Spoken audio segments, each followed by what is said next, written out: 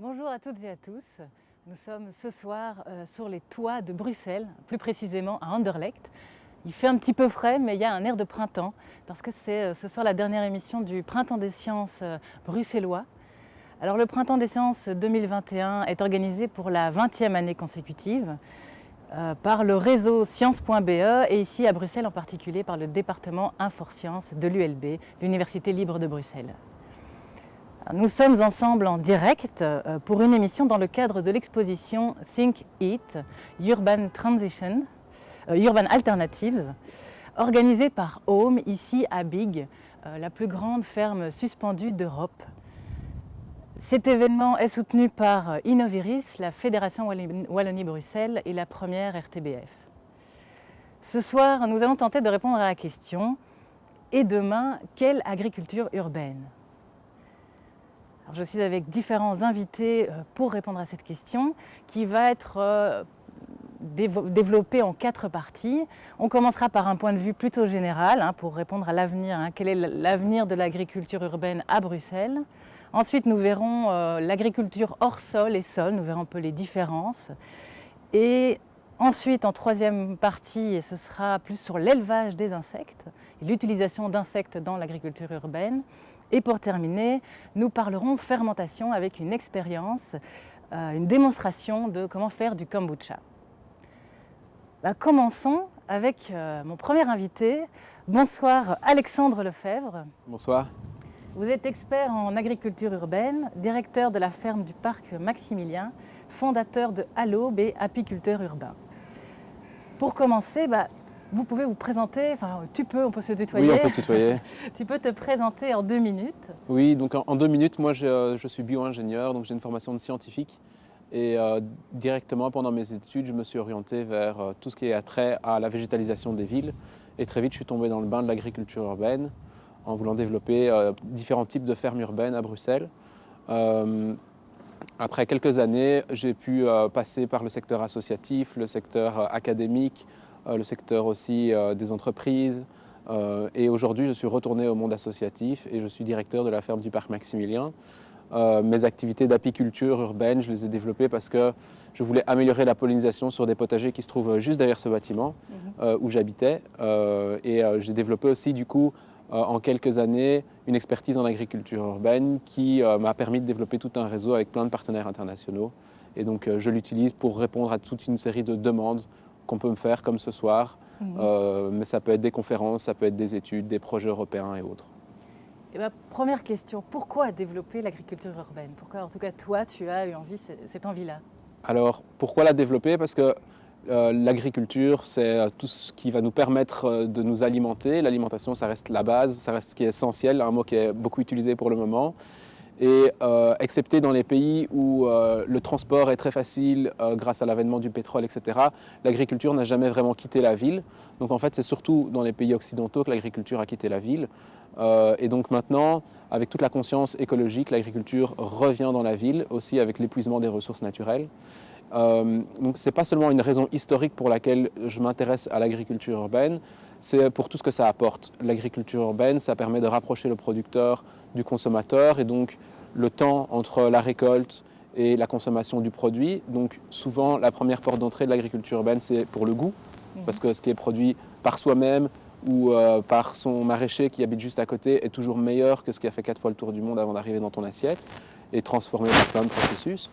En plus de ça, j'ai découvert pendant toutes ces années d'expérience à Bruxelles, mais aussi ailleurs dans le monde, que l'agriculture urbaine offrait énormément de choses sur le plan social, sur le plan de la santé, sur le plan de l'économie. Il y a énormément de nouvelles entreprises qui se lancent, comme Big, où on est ici, qui sont des exemples où on a osé dépenser des grosses sommes d'argent pour repenser le modèle agricole, et tantôt avec succès, tantôt avec moins de succès. Mais ça, c'est comme toutes les entreprises et c'est comme tous les agriculteurs. On dit souvent que l'agriculture urbaine, c'est un modèle économique qui se cherche, mais en fait, c'est le modèle agricole qui est un modèle économique qui se cherche. En général, c'est quelque chose qui est assez difficile à rentabiliser, une production basée sur la production alimentaire. Et l'agriculture urbaine n'a pas de subside européen comme la PAC peut fournir aux agriculteurs, et donc c'est assez difficile. Et malgré que ce soit difficile, on le voit depuis 2012-2008 qu'il y a vraiment une explosion du nombre de projets d'agriculture urbaine. Comme tu le disais, bon, c'est des questions d'avenir, mais c'est aussi en fait un retour à l'agriculture en ville. Je pense aussi peut-être aux choux de Bruxelles qui sont nés à Bruxelles, ou tout près en tout cas. Et justement, une question, quelle spécificité en fait à Bruxelles en particulier? Alors, il faut savoir que Bruxelles fait partie peut-être des 10 meilleures villes en termes d'agriculture urbaine, notamment professionnelle. C'est une ville qui intéresse beaucoup de spécialistes de l'agriculture urbaine. Pourquoi? Parce qu'on est une capitale, on est la capitale de la Belgique, la capitale de l'Europe, et qu'on a un terreau qui est très fertile pour le développement de l'agriculture urbaine. On a pas mal d'espaces verts, on a pas mal de toitures plates, plus de 600 hectares potentiellement utilisables pour l'agriculture urbaine. On a pas mal de projets très innovants, très pionniers, comme Big ici pour l'aquaponie, comme Little Food pour la production d'insectes et autres. On a vraiment plein de pionniers de l'agriculture urbaine qui se sont développés ici à Bruxelles, et ça en fait une ville qui est très riche en termes de nombre de projets et de qualité de projets, d'ampleur de ces projets. Et donc c'est peut-être ça la spécificité de Bruxelles. Et là j'ai parlé de projets qui sont professionnels, qui développent une activité économique, mais on a aussi un terreau très riche en termes de potagers collectifs, de compost de quartier, d'associations, comme la ferme du parc Maximilien qui essaye de développer plus de la pédagogie que de la production. Et donc c'est vraiment une mosaïque qui est vraiment très forte ici à Bruxelles. C'est un peu ça la spécificité. Justement, alors, par rapport à cette ferme du parc Maximilien et le côté pédagogique, est-ce que selon toi c'est vraiment important quand on parle d'agriculture urbaine qu'il y ait ces aspects pédagogiques peut-être plus que l'agriculture conventionnelle? Oui, donc en fait comme on se rapproche du consommateur, pardon, le producteur se rapproche du consommateur, il y a vraiment tout un intérêt à développer de la pédagogie, et l'agriculture urbaine c'est un peu un laboratoire aussi pour l'agriculture rurale. Il y a des échanges qui se font et on voit que même dans l'agriculture rurale, les aspects pédagogiques se développent beaucoup. Certains projets vont axer leur modèle surtout sur la production d'aliments et d'autres surtout sur la pédagogie ou la formation. Mais c'est rare que l'un aille complètement sans l'autre. Ici, on est sur les toits de Big où il y a un aspect productif important. Néanmoins, ils organisent des événements comme aujourd'hui, des formations, des visites, etc. La même chose pour le champignon de Bruxelles qui est juste dans les caves ici en dessous. Et donc ce côté citoyen, convivial, pédagogique dont on parle est important pour l'agriculture urbaine. Et donc tu as aussi dit ici, il y a cette idée de productivité. Est-ce que selon toi ça peut vraiment être productif l'agriculture en ville? Oui, contrairement à ce qu'on pense, on dit souvent on ne peut pas produire, on ne peut pas être autosuffisant en ville. C'est en partie vrai et en partie faux. Je vais prendre l'exemple de l'apiculture urbaine dans lequel je me suis lancé il y a de ça peut-être 6 ans. Je produisais un peu de miel sur le toit. Le but c'était surtout de polliniser les bacs potagers associatifs, etc. Et le miel, tant mieux, c'était une retombée en plus. Mais en fait, très vite, on a produit plus de miel que ce qui était nécessaire pour nourrir les 119 appartements du bâtiment. Et on a commencé à fournir des restaurateurs, des petits magasins bio, etc. Et donc on voit que sur certains produits, en tout cas, on peut très vite arriver à une autosuffisance. J'ai pris l'exemple du miel, on peut prendre l'exemple des poissons d'eau douce. Big produit ici des poissons d'eau douce. Un Belge en moyenne consomme peut-être 2 kg de poissons d'eau douce par an. Donc on voit que arriver à une certaine autonomie et c'est pas insignifiant. Mais il y a toujours un complément avec le côté productif et le côté événementiel ou formatif ou pédagogique que ce genre de projet peut avoir. Et ça, c'est un sujet dont on parle beaucoup à Bruxelles pour le moment. Ça s'appelle la multifonctionnalité de l'agriculture urbaine. C'est quelque chose qui est vraiment fort mis en avant pour justifier le fait que oui, on occupe un peu de place, on a besoin d'être soutenu, etc. Mais on contribue aux efforts par rapport au changement climatique, au développement de la biodiversité en ville, à énormément de choses qui sont très positives, aussi en lien avec la santé. Il y a beaucoup de personnes qui sont en décrochage avec le milieu du travail ou qui sont en situation de burn-out, etc. et qui viennent travailler dans des fermes urbaines, comme à la ferme du parc Maximilien. On a pas mal d'exemples de personnes qui travaillent via le CPS de la ville de Bruxelles. Et donc on voit vraiment que c'est pas un business model très simple où on va juste produire en ville comme on fait à la campagne. Non, c'est quelque chose de beaucoup plus multifonctionnel et qui va apporter énormément de retombées positives pour la ville et pour ses citoyens. Tu parles des abeilles, que tu connais bien. Et moi, j'avais déjà entendu dire que les abeilles en ville se plaisent plutôt bien, parfois plus qu'à la campagne. Bon, voilà, c'est pas le sujet ici. Alors, mais du coup, moi, la question, c'était par rapport au fait de faire pousser des plantes et qu'on est quand même dans une ville, donc il y a de la pollution. Est-ce que finalement, les légumes ou les plantes qu'on va consommer, est-ce que cette pollution va impacter là Oui, alors c'est une question qui revient tout le temps. Je peux la résumer très simplement. Donc, les polluants, on va les retrouver dans l'eau. Mais à partir du moment où on utilise de l'eau du robinet ou de l'eau qui vient directement de la pluie, qu'il n'y a pas trop de soucis, ça ne va pas être un problème. On peut les retrouver dans le sol. À partir du moment où on sait que le sol est pollué ou qu'il y a un historique industriel sur le terrain où on veut développer son projet, on va plutôt privilégier de cultiver en bac comme ici derrière moi. Donc de nouveau, le problème de la pollution, il n'en est pas un. Il faut juste réfléchir à ce qu'on fait avant de commencer. Et le troisième aspect, c'est la pollution de l'air. Et donc évidemment, en ville, il y a énormément de voitures, de circulation, d'entreprises, etc. L'air est pollué, mais c'est plus un problème pour nos voies respiratoires, pour les personnes qui ont de l'asthme, les personnes allergiques, etc., les développements de cancer du poumon, qu'un problème pour les plantes, parce qu'au final, on va avoir un peu plus de CO2 dans l'air, il va faire un petit peu plus chaud en ville qu'à la campagne, mais en fait, tout ça, c'est plutôt positif pour les plantes. Et toutes les études qui ont été faites sur la pollution de ce qui était produit dans les potagers urbains ou dans les fermes urbaines ont montré qu'après un simple rinçage des légumes, comme on doit faire avec n'importe quel légume du supermarché, on se retrouve avec moins de polluants, paradoxalement, qu'à la campagne. C'est la même chose pour le miel. Mon miel a été analysé presque chaque année par des scientifiques de l'ULB et ils ont montré qu'en fait, toute une série de polluants qu'on retrouve dans les miels classiques à la campagne qui sont liés aux pesticides, on ne les retrouve pas dans le miel de la ville. Voilà. Intéressant. Et est-ce que le CO2 peut aider même peut-être les plantes à davantage pousser de la pollution? Alors, effectivement, les plantes ont besoin de CO2 pour pousser. Elles ont besoin d'eau, elles ont besoin d'engrais, elles ont besoin de tout un tas d'éléments. Mais le CO2, c'est le dernier élément d'ajustement. Donc le fait qu'il y ait un peu plus de CO2 dans la ville ne va rien changer. En général, les projets qui vont injecter du CO2, c'est des projets qui vont se faire sous serre, où on va avoir énormément de plantes au mètre carré et où il y aura peu d'échanges d'air. Et donc là, on peut booster un petit peu la production en ajoutant du CO2. Mais globalement, ici, dans l'air, il y a largement assez de CO2 pour les plantes. Et que ce soit à la campagne ou en ville, ça ne change rien. Alors, je dirais, dernière question ici, peut-être aussi pour les jeunes qui nous écoutent, qui nous regardent et qui ont peut-être envie de travailler demain comme scientifiques ou dans d'autres domaines liés à l'agriculture urbaine. Selon toi, quel sera l'avenir de l'agriculture et qu'est-ce que tu pourrais leur dire par rapport à ça? L'avenir de l'agriculture, il va devoir répondre à énormément de défis. Donc là, on subit la crise sanitaire, mais il y a plein d'autres choses qui sont derrière, des défis économiques, des défis de changement climatique, d'érosion de la biodiversité, d'appauvrissement des ressources naturelles. Et l'agriculture urbaine est une réponse à tout ça.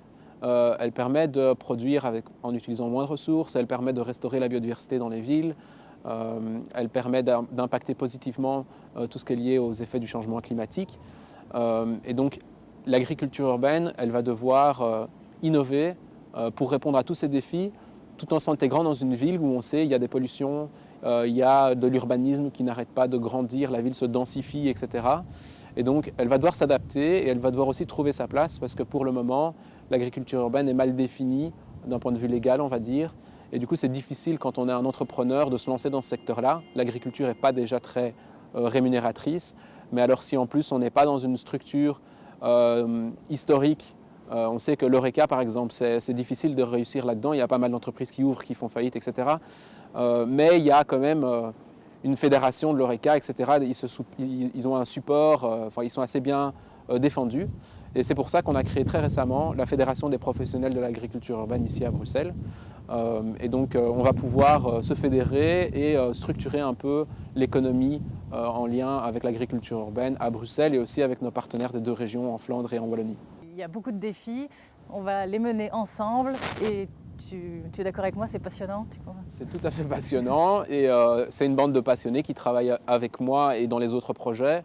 Et donc voilà, s'il y a des scientifiques ou des étudiants qui nous regardent et qui n'hésitent pas à s'intéresser au sujet, à faire des stages, à faire du bénévolat dans différentes structures, le travail pratique en agriculture urbaine, c'est ce qui va apporter le plus vite et les meilleures connaissances possibles, en plus de ce qu'on peut apprendre à l'université. Et on voit dans l'agriculture urbaine aussi que des gens viennent de plein de formations différentes.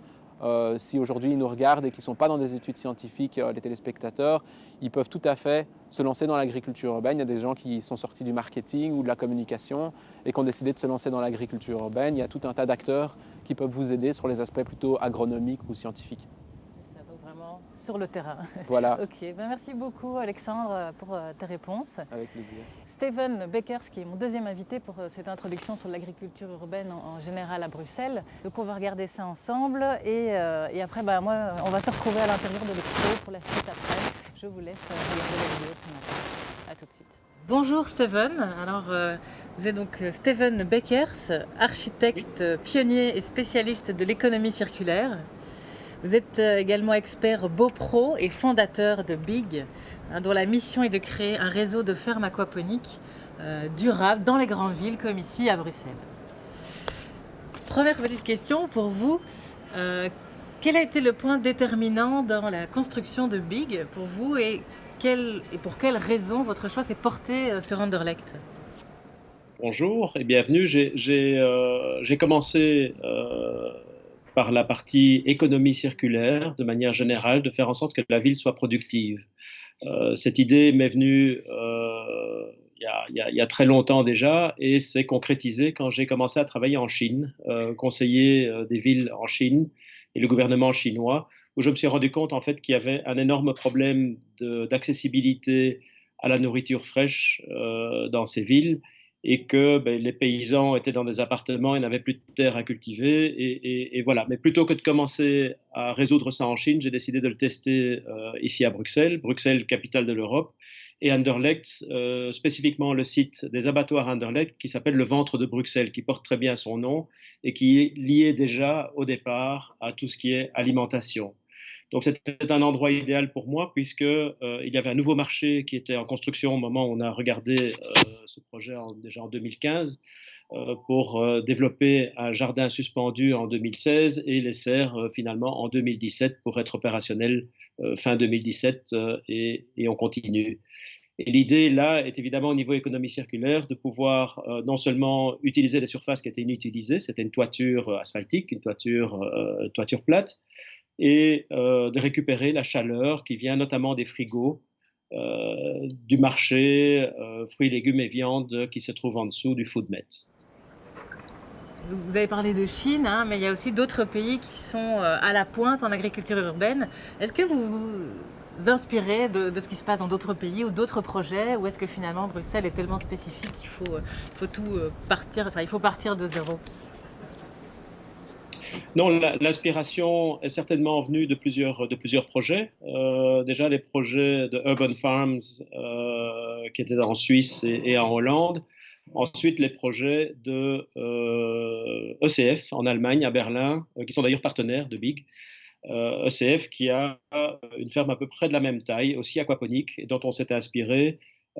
Avec la grosse différence ici, c'est qu'on l'a intégré totalement à un bâtiment, avec des échanges à la fois de température, de CO2 et d'utilisation finalement d'une toiture inutilisée.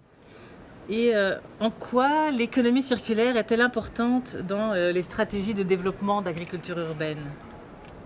L'agriculture urbaine, c'est rendre la ville productive et essayer d'utiliser les déchets, entre guillemets, de la ville. Ces déchets sont quoi? C'est souvent de l'énergie perdue, de l'eau perdue aussi, et évidemment une production de CO2 qui soit des systèmes de chauffage, des bâtiments et de la ville globalement. Alors l'économie circulaire, pourquoi? C'est éviter de créer des systèmes qui produisent des déchets. Tant au niveau matériel, c'est-à-dire que tout ce qu'on a construit sur la ferme Big est démontable et est totalement ce qu'on appelle aujourd'hui surcyclable, c'est-à-dire qu'on peut réutiliser tous les matériaux, l'aluminium, le verre, tous les matériaux qui ont été utilisés, non toxiques, peuvent être réutilisés dans des cycles technologiques de l'économie circulaire. Et puis toute la partie biologique, qui est évidemment la production alimentaire ici à la fois de fruits et légumes et de poissons, se devait d'être totalement transparente et surtout ne créer aucun déchet. Il faut savoir que la pisciculture, de manière générale, la pisciculture en terre, mais également en mer, enfin sur terre et en mer, est très polluante. Est très polluante parce que les excréments des poissons, en gros leur urine qui est de l'ammoniac est rejeté directement dans la nature, est une pollution. Ici, on utilise cet ammoniac qu'on transforme en nitrite et puis en nitrate, et ce nitrate est extrait par les plantes ensuite. Et donc, il n'y a aucun rejet d'ammoniac dans l'environnement. En plus de ça, on consomme 50 fois moins d'eau, ce n'est pas 50%, c'est 50 fois moins d'eau que la production équivalente ailleurs. Et ça, c'est une chose très, très importante. Même à Bruxelles, même à Bruges, où il y a des canaux, il y a des problèmes d'eau douce actuellement, surtout en Flandre et beaucoup ici en Belgique et dans le nord de la France. Et très, très clairement, c'est un des aspects premiers qui m'ont poussé à faire ce projet, c'est comment produire en gaspillant moins d'eau. Ok, donc vous dites, hein, l'aquaponie peut y avoir moins de polluants avec la pisciculture traditionnelle. Mais moi, ça me pose une question. Je me demande, tiens, est-ce que les légumes finalement qu'on mange, hein, qui ont poussé grâce à cette aquaponie, est-ce qu'ils peuvent être labellisés bio? Alors, nous ne faisons pas de l'agriculture biologique au sens du label du terme, même si on pourrait le faire pour nos herbes aromatiques, simplement parce que nous sommes en toiture et nous ne sommes pas en pleine terre et que les poissons sont dans des bassins. Le label bio devrait s'adapter et il va s'adapter. Pour tout vous dire, la Commission européenne m'a demandé, lors d'une conférence que j'y ai donnée, m'a demandé si on ne pouvait pas créer un label aquaponie, qui soit un label qui montre que l'aquaponie est quelque part au-delà du bio. Ce n'est pas une critique vers le bio, mais c'est quelque chose de différent. Quand les réglementations et les contraintes, on va dire, du bio ont été instaurées, même si elles ne sont pas les mêmes dans chaque région, dans chaque pays du monde, elles n'ont pas tenu compte encore de nouvelles technologies telles que celles que nous développons ici et qui est pourtant totalement transparente. Le bio permet l'utilisation d'antibiotiques pour les poissons. Nous ne pouvons pas mettre d'antibiotiques, sinon on tuerait notre biofiltre, qui est des milliards de micro-organismes, et finalement on tuerait toute la production et toute la ferme. Et alors, une question moi, qui me vient, c'est ce type d'agriculture, est-ce que ça implique des investissements coûteux? Et alors, comment est-ce qu'on peut financer ce type de projet? Alors, nous sommes en train d'atteindre une viabilité financière. Ça a pris un peu plus de temps que prévu, et ça, c'est toute start-up, c'est normal. Nous le faisons à une échelle telle aujourd'hui qu'on peut vraiment tester les coûts salariaux, les coûts d'énergie, les coûts de fonctionnement et les coûts de construction, évidemment. Donc, c'est cash intensif au départ, effectivement, c'est-à-dire qu'il faut réellement investir pas mal d'argent. Cette ferme urbaine ici à Anderlecht a coûté 2 700 000 euros et elle devrait avoir un chiffre d'affaires d'environ 1 million d'euros par an. Avec un bénéfice qui devrait pouvoir amener une rentabilité en 5, 6, 7 ans, selon évidemment l'efficacité. Donc nous sommes en train de déployer ça à plus grande échelle avec notre partenaire Veolia qui est entré dans la société pour pouvoir développer ça de manière locale. Global, c'est global et local, c'est-à-dire pouvoir développer ça à l'international, si possible dans toutes les grandes villes d'Europe un jour. Donc c'est un modèle qui promet réellement et qui a sa rentabilité et qui surtout attire énormément les autorités qui veulent avoir une ferme big ou similaire dans leur ville, parce qu'on parle vraiment de production. On parle de production, on parle quand même d'économie sociale, puisqu'on travaille aussi dans les jardins extérieurs et pour certains travaux avec l'économie sociale, avec Atelier Groot Island et Travi ici en Belgique. C'est une manière aussi de se lier vraiment au tissu urbain, qu'il soit social, écologique et économique. La grosse difficulté que nous avons encore à résoudre aujourd'hui, c'est la logistique. C'est comment distribuer à des coûts raisonnables et des productions de CO2 qui soient raisonnables aussi, distribuer nos produits dans tout Bruxelles où on connaît les problèmes de trafic comme dans beaucoup de villes. Vous parlez donc de mettre en place ce type de ferme urbaine dans d'autres villes. Justement, quelles sont les prochaines villes où vous pensez, en Belgique ou ailleurs, mettre en place des fermes comme Big ici? Oui, bien sûr. En Belgique, on imagine déjà un ou deux autres projets à Bruxelles. Je dis un ou deux, on n'en fera sans doute pas trois ou quatre. L'idée est de mener plusieurs projets à la fois parce que ça prend énormément de temps et que ça dépend aussi de la construction, de l'obtention des permis, etc., des projets. Nous regardons Anvers, nous regardons Liège, nous regardons plusieurs villes en Belgique. Nous sommes en train de négocier un projet très important à Lille. Nous en avons deux à Paris et un à Milan pour le moment qui sont en négociation. Il y a des demandes aujourd'hui qui nous viennent via Veolia en Australie et dans d'autres zones. Donc la demande est là. Aujourd'hui, on est en train de peaufiner le modèle pour pouvoir vraiment le déployer. Merci. Et alors, dernière question pour moi.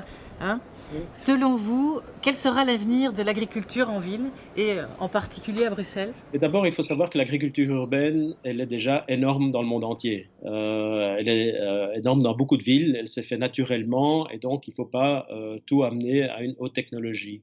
La chose que nous avons développée ici, c'est d'oser dire que nous produisons de manière intensive, mais transparente et propre.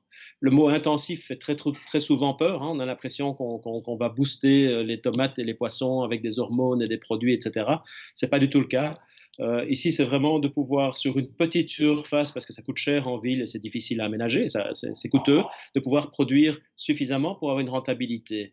Si nos produits n'étaient pas bons, ça ne fonctionnerait pas non plus. Donc, ça ne sert à rien de produire des produits quelconques en centre-ville. Si on veut vraiment avoir une rentabilité, il faut avoir des produits que les gens veulent acheter. Et pas forcément chers, mais en tout cas qu'on ne reste pas avec des produits sur les mains. Alors il faut savoir qu'aussi au niveau de l'économie circulaire, il y a une chose importante, c'est qu'en fait on ne gaspille pas. On ne gaspille pas parce que ce qui est cueilli ou ce qui est pêché est vendu et consommé.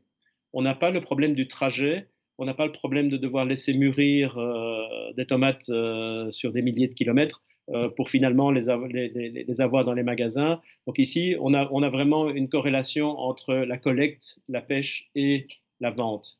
Tout ce qui n'est pas vendable, parce qu'on a des tomates qui tombent, on a des poissons qui sont éventuellement pas bien ou pas bons pour le marché, mais tout ça, en fait, est traité, et soit composté, soit traité sur place pour ne pas créer de déchets organiques et au contraire en profiter pour alimenter à la fois nos jardins et autres éventuels agriculteurs ou même les espaces publics. On ne le fait pas encore, mais c'est vraiment l'intention, c'est de ne vraiment rien jeter et qu'au contraire, que tous les déchets soient finalement des nutriments pour la vie.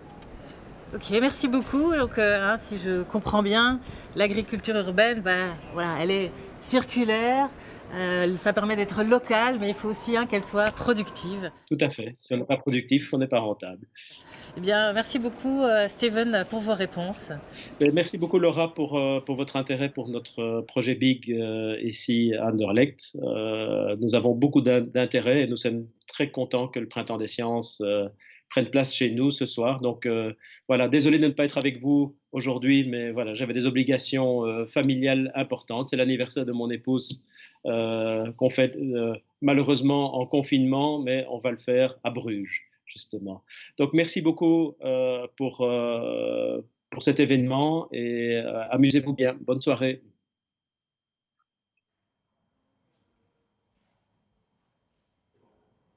Nous voilà maintenant à l'intérieur de l'exposition Think Eat.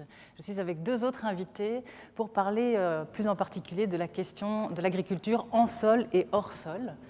Alors, je suis avec Justine Monville, qui est bio-ingénieure, recherche et développement aux Champignons de Bruxelles, et avec Francisco Davila, qui est biologiste, chercheur en agriculture urbaine à l'Université libre de Bruxelles et co-coordinateur du projet Cidesol. Il est également consultant pour le Centre d'écologie urbaine. Bonjour à vous deux. Alors, je vais commencer par quelques petites questions pour toi, Justine. Première question, peux-tu te présenter en 2 minutes ? Oui, alors donc je m'appelle Justine Monville et je travaille depuis à peu près 1 an aux Champignons de Bruxelles où je gère l'équipe de recherche, surtout au niveau de la production des substrats de champignons, où le but est d'avoir une recette stable pour chaque espèce de champignon qu'on produit et d'essayer d'intégrer au maximum des ressources organiques qui sont produites en ville et qu'on pourrait réutiliser dans nos substrats. Et donc aux Champignons de Bruxelles, on produit des champignons et des micro-pousses dans les caves et c'est plus ou moins 6 tonnes par mois. Donc, voilà. Est-ce qu'on peut dire aux Champignons de Bruxelles, ou toi en particulier, que vous êtes des agriculteurs, agricultrices urbaines ? Est-ce que tu te considères comme ça ? Oui, je pense que c'est même important comme titre, dans le sens où on a vraiment cette envie et cette mission de vouloir produire en ville, donc le mot agriculteur, vraiment de nourrir les gens et que ce soit une part même importante de la nourriture qu'ils puissent consommer et que ça ne reste pas anecdotique. Donc oui, c'est un titre qui correspond bien à ce qu'on fait. J'ai déjà goûté les champignons du champignon de Bruxelles que je trouve très bons et j'aime bien parce que ce sont des variétés un peu particulières. Ouais. Alors, est-ce que tu peux nous en dire plus pourquoi ces choix de variétés-là? Et est-ce qu'il y a un lien aussi avec le substrat que vous utilisez? Oui. Donc en fait, il y a énormément d'espèces de champignons. Mais nous, comme je disais, on avait vraiment cette volonté de nourrir la ville. Donc on devait pouvoir être capable de produire quand même en grande quantité les champignons. Et aussi de produire en ville, donc d'avoir des ressources qui étaient disponibles ici à Bruxelles. Et donc, il nous fallait des champignons où il y avait déjà une culture en intérieur qui avait été développée et imaginée. Et donc, ça correspond à certains types de champignons qui sont des saprophytes, donc des champignons qui savent décomposer le bois. Et donc, c'est un peu avec cette contrainte-là de production de masse qu'on s'est orienté vers ces champignons qui paraissent exotiques, mais ils le sont plus d'un point de vue culturel parce que les cultures ont été développées, les moyens de production ont été développés surtout en Asie, mais c'est des champignons qu'on peut retrouver dans nos habitats aussi ici en Europe. Et donc, ouais, c'est plus avec ces deux contraintes de matière organique présente dans la ville et moyens de production qui ont déjà été développés pour la culture à grande échelle qu'on s'est tourné vers ces champignons-là. Oui, et puis c'est agréable d'avoir plusieurs sortes comme ça quand on va au magasin de champignons. Et puis je me suppose que la drèche de bière à Bruxelles, il y en a vu qu'on boit de la bière à Bruxelles. Et qu'est-ce que ça fait de faire pousser des micro-pousses, qui sont des petites plantes ou des champignons sous la terre et pourquoi finalement sous la terre? Pourquoi, voilà, un petit sujet, parce que c'est vrai que l'agriculture, on imagine toujours ça, l'air sur la terre. Pourquoi sous la terre et qu'est-ce que ça fait de faire ça finalement? Je pense qu'est-ce que ça fait, c'est très chouette de voir qu'on peut réhabiliter comme ça des espaces en ville qui n'ont plus vraiment de fonction et de voir que ça marche bien aussi, qu'on arrive vraiment à quelque chose de concret. Et pourquoi? C'est parce qu'on avait besoin d'un environnement qui était très stable. Donc pour les micro-pousses qui sont vraiment des toutes jeunes pousses qu'on va récolter à leur premier stade de développement, on a besoin de conditions très contrôlées et donc les caves ont cette capacité à avoir un environnement stable où il n'y a pas de variations de température qui sont très grandes, ni d'humidité. En fait, on n'est pas dépendant des aléas de la météo. Et pour les champignons, en fait, on a le même besoin. Donc, il y a 3 phases, on va dire, dans la production de champignons. La réalisation du substrat et l'inoculation, on va mettre vraiment donc, le mycélium qui va après donner le champignon. Puis il y a la partie d'incubation, donc là c'est le mycélium qui va digérer le substrat. Et puis après il y a la fructification, donc là c'est les champignons qui apparaissent. Et pour la partie incubation, c'est très très important qu'on ait les conditions les plus stables possibles, sans variation de température, pour justement permettre au mycélium de digérer lentement le substrat comme s'il était sous terre. On essaye d'imiter les conditions stables de la terre en forêt. Et donc ça rejoignait bien cette demande qu'avaient ces deux produits de conditions stables. Et est-ce qu'on peut dire que c'est de l'agriculture verticale et pourquoi si c'est le cas? Je pense que oui, on peut le dire dans le sens où on va pouvoir être capable de produire beaucoup en utilisant un espace quand même restreint. On travaille beaucoup avec des étagères métalliques sur plusieurs étages. Donc on va être capable de produire pour une étagère métallique de 6 étages une 50aine de kilogrammes de champignons. Et donc c'est vrai qu'en termes d'espace, si on devait faire la même chose en sol, ce serait des dimensions qui sont complètement différentes par rapport à l'espace qu'on utilise pour le moment dans les caves. Et pour le champignon de Bruxelles, la dernière petite question avant de passer aux autres questions. Quels sont vos projets pour l'avenir, d'autres produits que vous pensez développer dans ces caves? On n'a pas vraiment, en tout cas pour le moment, d'envie d'élargir spécifiquement la gamme de produits. On a plus une démarche où c'était pertinent pour nous de produire des champignons parce qu'ils ont ce potentiel de recyclage qui est énorme et qu'on a beaucoup de ressources organiques qui sont utilisées dans les villes. Et donc on a plus cette envie de peut-être élargir notre gamme de champignons qu'on propose et puis surtout plus d'avoir des recettes stables pour chaque type de champignons pour pouvoir les produire en quantité importante pour toucher le plus de consommateurs possible. C'est ça, et ça s'appelle le champignon de Bruxelles, donc si on a plus de variétés de champignons, ça reste cohérent aussi. Merci beaucoup. Alors Francisco, j'ai quelques questions pour toi aussi. Alors tu es dans un projet co-créé avec des citoyens, le projet Cidesol, et ça, voilà, ça m'intrigue, j'ai envie de voir comment ça se passe pour impliquer comme ça des citoyens, qu'est-ce qu'ils font exactement? Cidesol, donc c'est l'acronyme de Citoyens pour la dépollution des sols. La question de départ, elle a été posée à eux-mêmes. Donc au tout début, non, même avant de commencer le montage du projet, une fois que j'ai vu que c'était possible, que les bons éléments étaient là à Bruxelles, on a fait une séance collective, 2 séances collectives, où on a posé la question, est-ce qu'un projet comme ça vous intéresserait? On a posé la question dans les réseaux de potagistes à Bruxelles et des maîtres maraîchers, et on a eu une réponse incroyable. On a eu en moins d'une semaine ou une semaine et demie, on a eu 70 inscrits, desquels 50 sont venus, et on a débattu ensemble quel genre de projet on pourrait mettre en place. Et du coup, je pense que c'est ça la clé. Depuis le début, la question de départ a été posée avec eux, les questions de recherche ont été posées avec eux, et maintenant qu'on travaille, toutes les questions sont réfléchies pour qu'eux puissent y répondre. C'est eux les chercheurs, enfin les co-chercheurs. On est tous impliqués dedans. C'est aussi une question qui les intéresse et qui les touche, puisque c'est le sol qu'ils travaillent, le sol avec lequel ils sont en contact, même pas nécessairement le sol duquel ils sont propriétaires, mais un sol vraiment qui physiquement les touche. Okay. Et est-ce que tu penses que l'agriculture en ville, justement, nécessite plus d'impliquer les citoyens? Oui, l'agriculture en ville, elle amène énormément de fonctions. Tu l'as dit tout à l'heure, je travaille aussi en agriculture, je suis aussi chercheur en agriculture urbaine et je travaille sur la multifonctionnalité de l'agriculture dont parlait Alexandre tout à l'heure.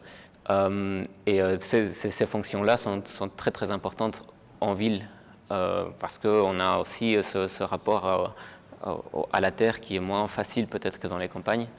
Et le fait que les citoyens s'impliquent dans l'agriculture, c'est un effet quelque part de cette recherche, ce besoin de mettre les mains à la pâte.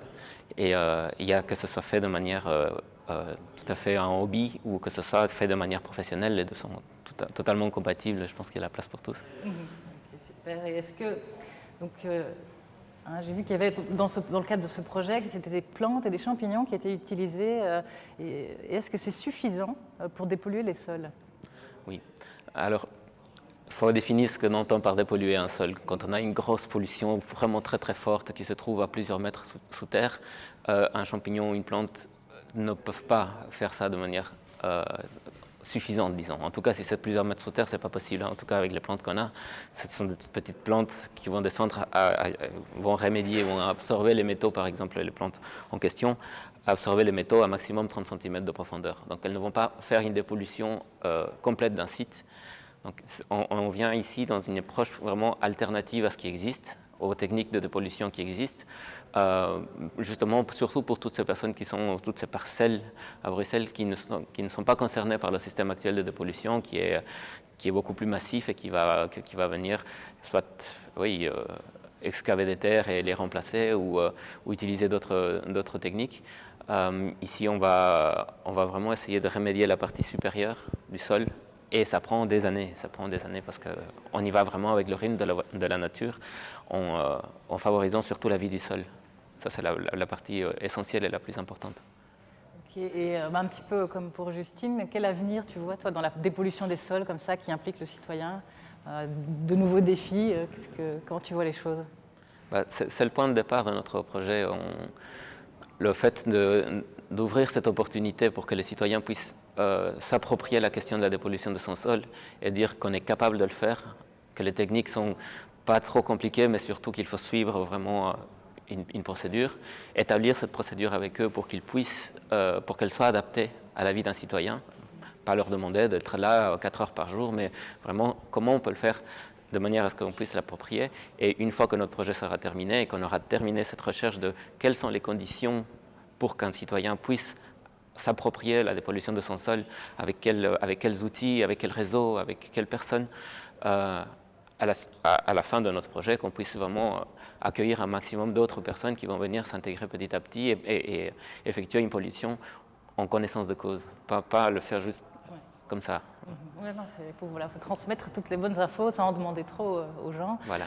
Eh bien, je vais voir un petit peu maintenant qu'on puisse échanger. Est-ce que vous avez deux projets assez différents et moi, j'avais envie de dire comme question, tiens, qu'est-ce qui est mieux? Est-ce que c'est mieux en ville d'être vraiment, de rester sur le travail, l'agriculture dans le sol, ou est-ce que le hors-sol est vraiment une super solution parce qu'il n'y a pas beaucoup de surface à Bruxelles? Première petite question, est-ce que l'un d'entre vous a envie de dire qu'est-ce qui est mieux? Voilà. Moi, personnellement, je pense qu'il faut une combinaison des deux. Il y a certains cas où c'est très pertinent de faire du hors-sol et d'autres pas du tout, et qu'il faut justement pas faire cette erreur de tout miser sur une technique, mais plutôt d'avoir une diversité dans notre façon de faire l'agriculture en ville, parce que je pense que c'est ça aussi en ville qui est bien, c'est que l'environnement et les écosystèmes peuvent fort changer, les bâtiments qui sont disponibles aussi, et donc plutôt avoir cette approche-là de s'adapter à ce qui existe déjà et voir qu'est-ce qui est pertinent de faire, et de là avoir une multitude d'approches, que ce soit sol ou hors sol. Oui, je suis tout à fait d'accord. Je pense qu'il y a une complémentarité à trouver entre les deux. Les opposer l'un à l'autre, je pense que ça ne fait pas sens, surtout à Bruxelles. Leur projet est d'ailleurs un exemple. Ils reprennent des déchets qui pourraient être considérés d'une agriculture qui pourrait être en sol, et ce qui devient leur reste de champignons retourne en tant que ressource, qu'amendement ou que possible source de compostage pour retourner à l'agriculture. Et c'est ce qui est actuellement fait. Donc, les deux sont vraiment complémentaires. Il faut vraiment voir la ville comme ça, comme un écosystème. Ouais. Ok, ça va, c'est bien, vous êtes d'accord. Il faudra après voir évidemment dans quelle proportion, plus l'un ou l'autre. J'ai l'impression que quand c'est plus vertical, hors sol, qu'on est peut-être moins dépendant, et peut-être que je me trompe, moins dépendant de la saison, de la présence de nuisibles ou pas. Ou est-ce qu'il y a quand même des défis de ce type-là, saisonniers ou quoi? Ou est-ce que finalement c'est plutôt un peu tout le temps les mêmes conditions? C'est vrai, on est beaucoup moins dépendant de la saison. On a quand même une certaine saisonnalité, mais plus au niveau des consommateurs qui, en été, vont consommer beaucoup plus de produits frais qui viennent justement des cultures en sol, et c'est très bien aussi. Et du coup, c'est ça qui est pas mal, c'est que ça nous permet aussi d'être là au moment où, en hiver, on a moins de produits frais à disposition. Le fait de pouvoir manger des micro-pousses et des champignons à ce moment-là, c'est quand même une opportunité. Et je pense que ça ne va pas contre le fait qu'il y a ça se complète bien avec le fait qu'il y ait des produits frais hors sol à certains moments, et que nous, on puisse en vendre à d'autres moments où ils sont plus disponibles, quoi. Donc, voilà. Et alors, pour l'agriculture plutôt alors en sol, est-ce qu'on ne va pas être limité en termes de surface, d'espace à Bruxelles? Est-ce qu'il y a encore du potentiel? Est-ce qu'on y sera vite ou pas? Oui. Le plus gros frein là-dedans, c'est le développement de la ville. Il y a des surfaces à Bruxelles, il y a des fermes qui sont parfois multifonctionnelles, enfin toujours multifonctionnelles, qui seront des fermes et fermes pédagogiques, voilà.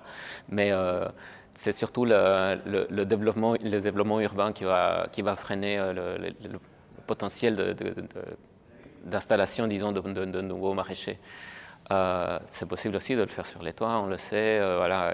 Les contraintes sont radicalement différentes. Avoir une terre entière qui a toutes ses fonctions n'est pas le même. C'est pas vraiment comparable avec un sol qui est dans un bac, mais une grande partie des fonctions remplies par le sol doivent être équivalentes dans les deux cas, notamment la vie du sol qui va amener plein de choses.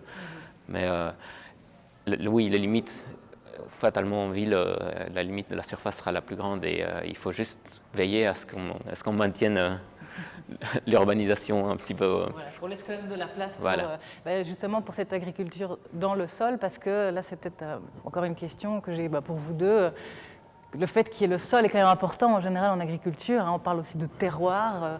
Et est-ce que justement quand on est dans une agriculture hors sol, plus verticale ou quoi, est-ce qu'on ne perd pas ce côté terroir, Justine? Mais en fait, je pense que pas vraiment, dans le sens où si on continue à utiliser des ressources locales, on a quand même des produits qui sont spécifiques à un endroit et qui vont digérer, les substrats vont être différents en fonction de est-ce qu'on a beaucoup de trèches pour le moment, de pin rassis, et donc au final, il y a quand même cette diversité et c'est pas standardisé toujours la même chose. En fait, c'est juste une autre sorte de diversité, mais elle est quand même là dans les ressources qu'on utilise, quoi. C'est pas le terroir du sol bruxellois, mais c'est le terroir de ce que les Bruxellois auront bu. Oui, c'est ça. Quelque part, je ne sais pas si on peut dire ça comme ça. Parfait. Ben pour tous les deux, pour terminer, peut-être, voilà, qui va nourrir les villes de demain? J'ai l'impression que c'est quand même, voilà, que ça va être une complémentarité, même si c'est pas saisonnier en hors sol, ben finalement ça peut compléter ce qui est plus compliqué au niveau saisonnier, peut-être dans le sol. Pour l'avenir, qu'est-ce que vous diriez à des jeunes qui veulent se lancer dans l'agriculture urbaine, d'aller plutôt dans le sol, hors sol? En tout cas, est-ce qu'ils se lancent? Est-ce qu'il y a des choses à faire? Est-ce qu'il y a beaucoup de défis? Francisco, peut-être? Démarrer par la ville. Où est-ce que tu l'arrêtes? Pour nourrir la ville, c'est un enjeu, et la ville, par définition, ne peut pas se nourrir elle-même puisqu'elle est faite de bâtiments. Donc, la région de Bruxelles-Capitale, c'est une ville. Il y a peu d'espace agricole. Il faudrait pouvoir voir la zone autour qui puisse nourrir la ville. Alors ça fait sens. Pour les jeunes qui se lancent, il y a autant de possibilités que de projets pensables. Il y a autant de, voilà, que ce soit avec toutes sortes de technologies. Et là, de technologie, j'entends aussi des pratiques qui sont anciennes comme le monde, ou qui reviennent, qui réémergent, qui sont redécouvertes. Il y a de quoi faire, hein. On a besoin de manger tous. Donc, Il y a de quoi faire, il y a moyen de trouver aussi des terrains un peu en dehors de Bruxelles, et il y a moyen aussi d'être créatif. J'imagine qu'on peut inventer encore des choses comme vous l'avez fait ici avec les champignons. Un dernier petit mot, Justine? Je pense qu'en tout cas, il y a un potentiel énorme dans les villes pour faire de l'agriculture, et je pense qu'il ne faut pas hésiter à se lancer à partir d'une contrainte, d'un bâtiment vide, d'un endroit un peu spécifique. Il y a tellement à faire. Vous amène à être créatif et donne de beaux projets, de belles idées. Ok, merci beaucoup à vous deux pour ces questions sur sol hors sol, des domaines très différents mais complémentaires. Merci beaucoup. Et alors maintenant, nous allons voir une vidéo qui nous explique l'expo ici, parce que dans toute la semaine, des publics ont pu, des écoles, le grand public a pu venir voir l'expo Think Eat. Mais voilà, il y a encore demain, mais c'est déjà overbooké. Donc, petite vidéo qui va vous donner l'opportunité de voir ce qu'on peut trouver ici dans l'expo Think Eat.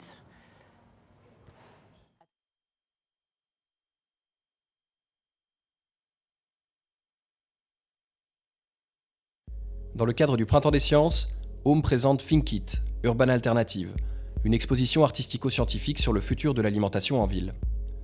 Cette exposition est présentée au Big, la plus grande ferme suspendue d'Europe.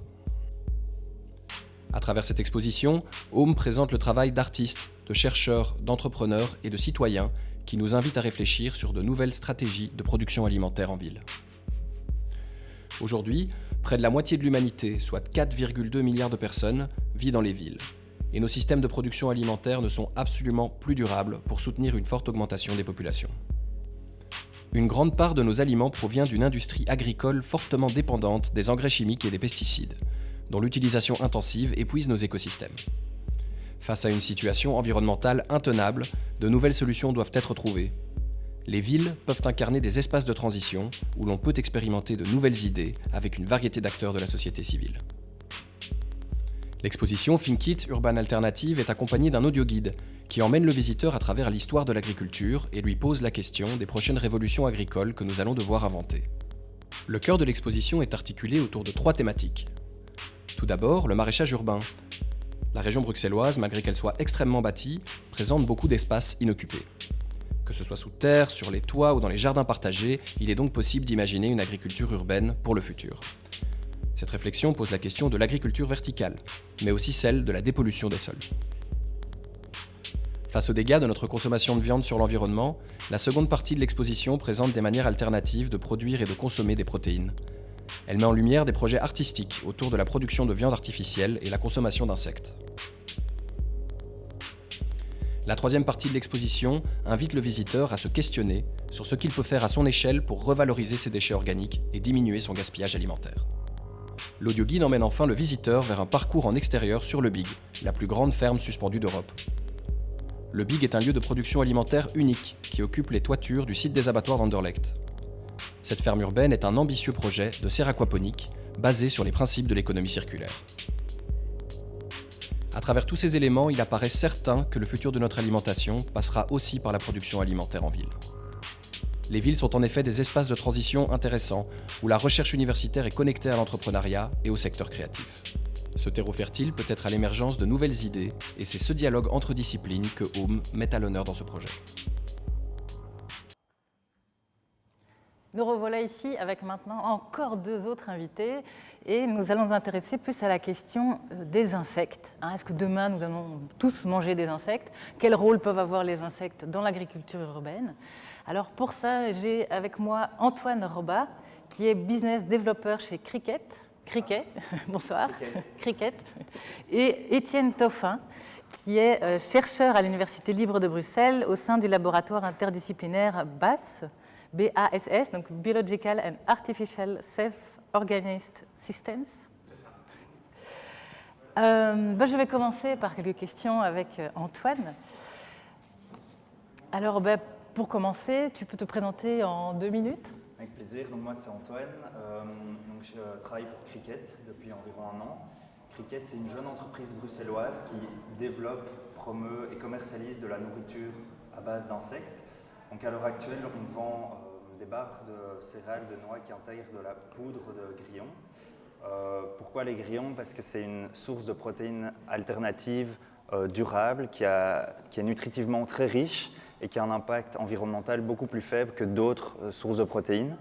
Et donc on essaye de développer ça, de rendre ça attractif, de normaliser cette consommation le plus possible, de la rendre accessible à tous. Et donc voilà, on fait ça depuis 2 ans et demi qu'on a lancé le projet en fait. 2 ans et demi, donc vous mettez, j'ai vu les bars, j'ai eu l'occasion même d'en goûter, je trouvais ça très bon. Super. Et vous mettez de la farine, pourquoi en farine? C'est parce que vous ne voulez pas que les gens voient que ce sont des insectes? En fait, on est parti du constat qu'à l'heure actuelle, les gens ne sont pas habitués, c'est quelque chose de complètement nouveau. Et pour beaucoup, beaucoup de gens ont encore un a priori, parce que c'est quelque chose qu'ils ne connaissent pas. Qui ne fait pas partie de notre culture, contrairement à d'autres choses qui sont aussi tout aussi bizarres, comme les moules, comme les escargots, etc., qui au final ne sont pas tellement différents, mais voilà, pour des raisons culturelles, ça ne fait pas partie de notre alimentation. Et donc, on a voulu rendre ça le plus accessible possible.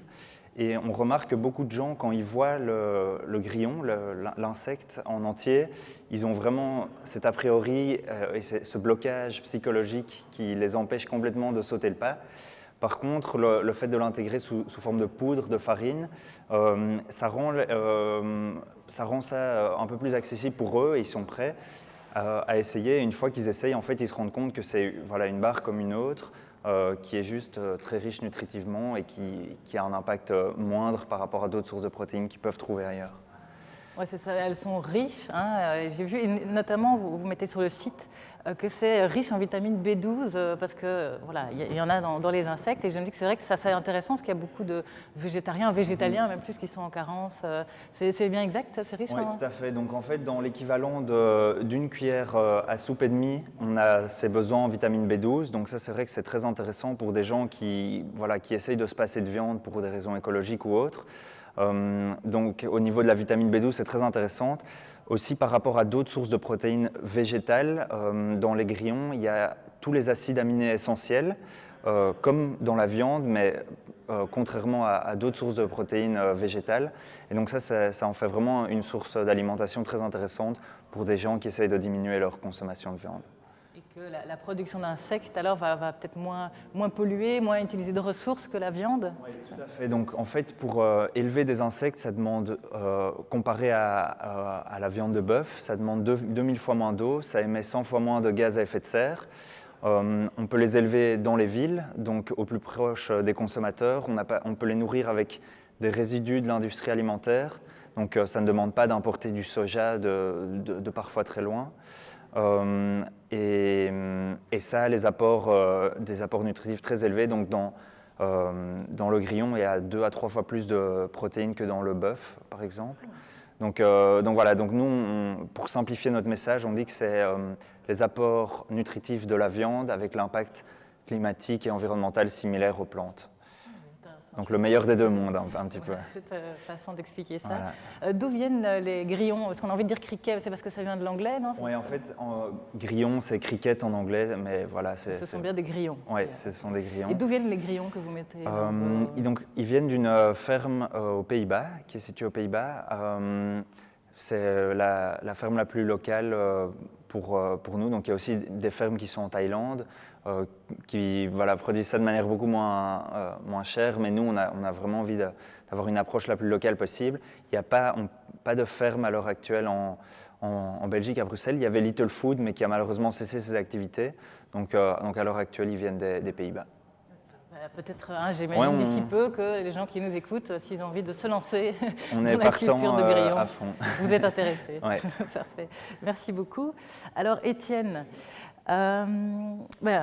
tu peux commencer en te présentant ton projet en 2 minutes. Alors, moi, je suis Étienne Toffin, donc je suis chercheur à l'ULB. Et j'ai eu la chance ces 4 dernières années de coordonner un projet assez ambitieux, assez original, qui fait partie du même appel à projet que Cidesol, que Francisco a présenté avant.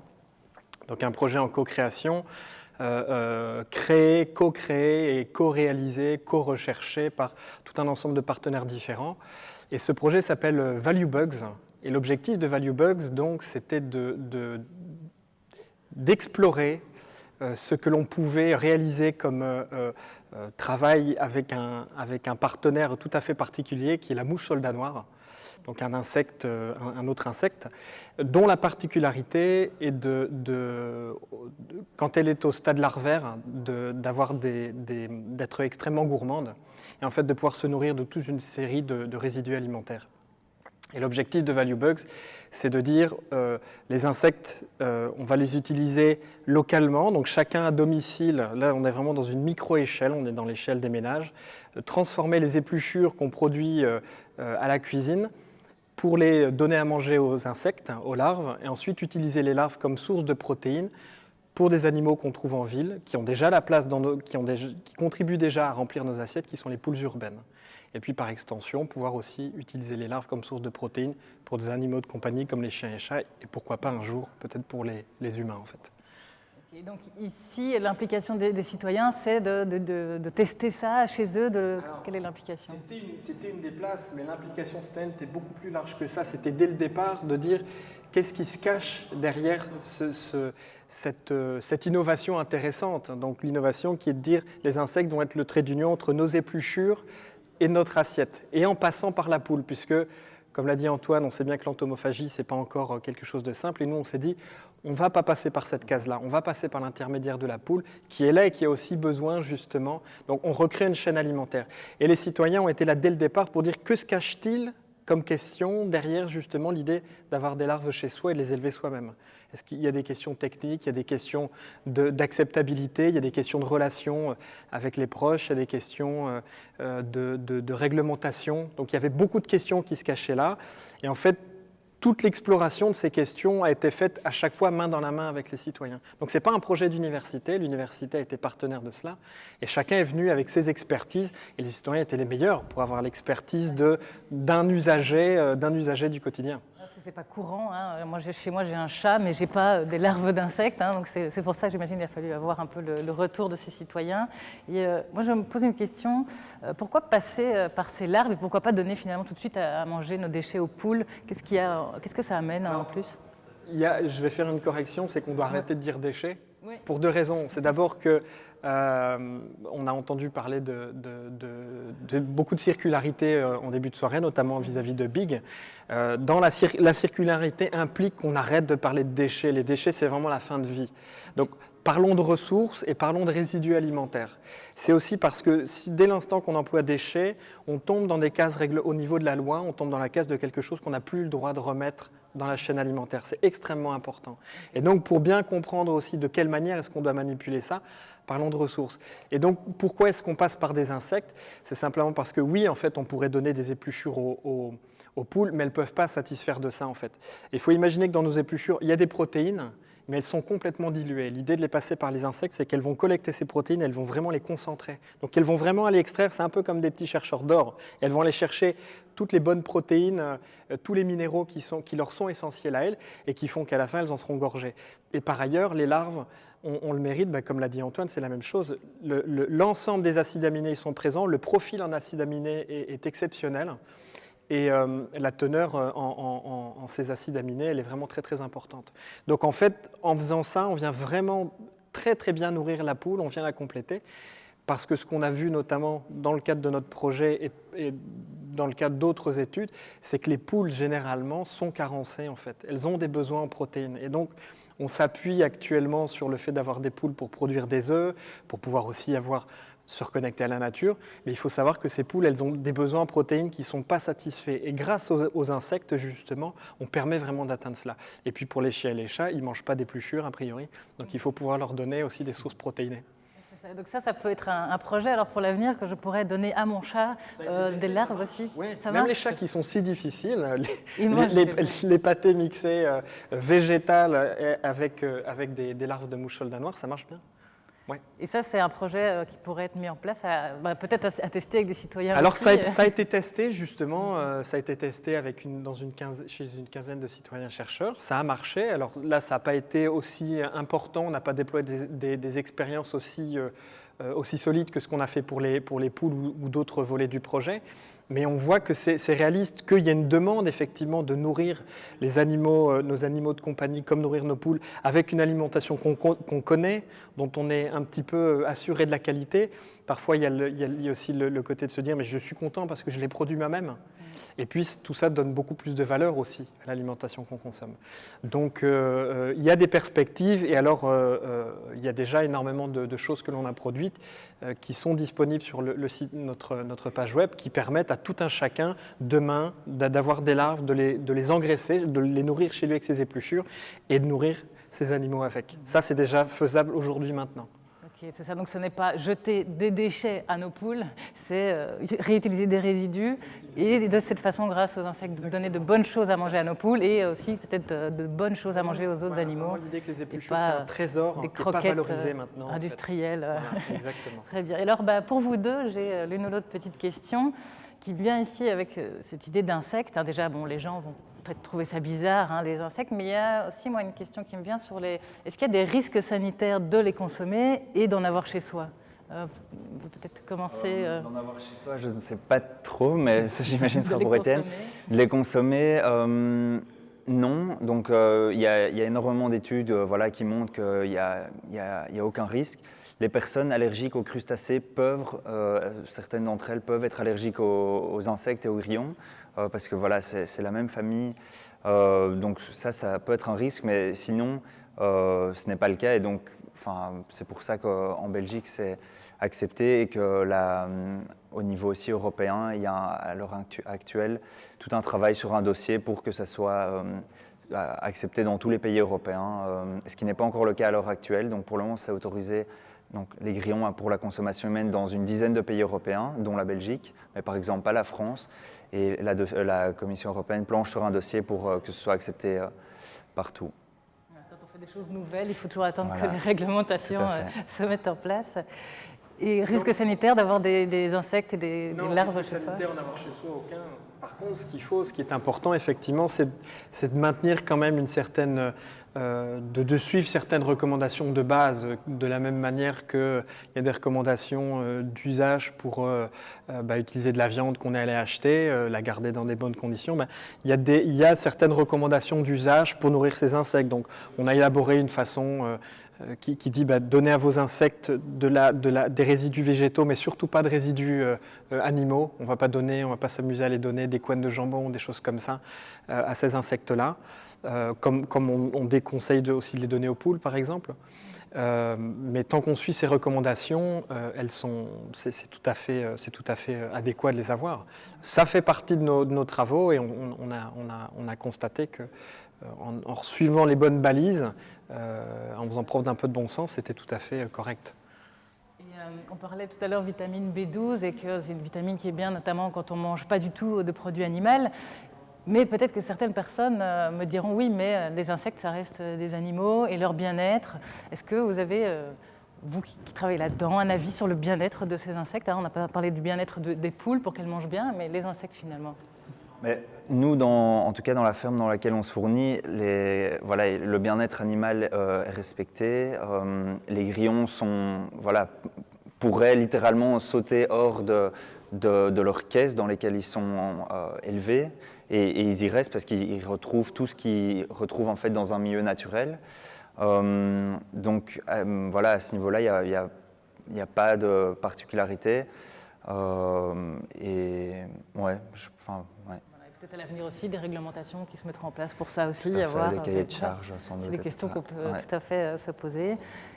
Mais si on en a chez soi. C'est vrai que c'est une question délicate en fait. C'est une question extrêmement délicate parce que les insectes, ça semble beaucoup plus. C'est un côté plus primitif. C'est comme l'idée de dire je ne mange pas de viande mais je mange du poisson, un peu comme s'il y avait une barrière. Donc il y a une vraie question effectivement à ce sujet-là. Mais nous, ce qu'on a constaté, c'est que si au départ, l'idée de rentrer dans le projet, c'était de dire « Ah, mais je vais nourrir mes poules avec la nouvelle alimentation que je connais » ou alors « Je vais mieux recycler mes épluchures », donc l'histoire d'un insecte qu'on fait rentrer parce que c'est une espèce de petite usine, progressivement, on a vraiment vu un lien se créer, un lien vraiment beaucoup plus constructif et beaucoup plus nuancé qui disait « Mais en fait, cet insecte est fascinant pour ce qu'il me montre.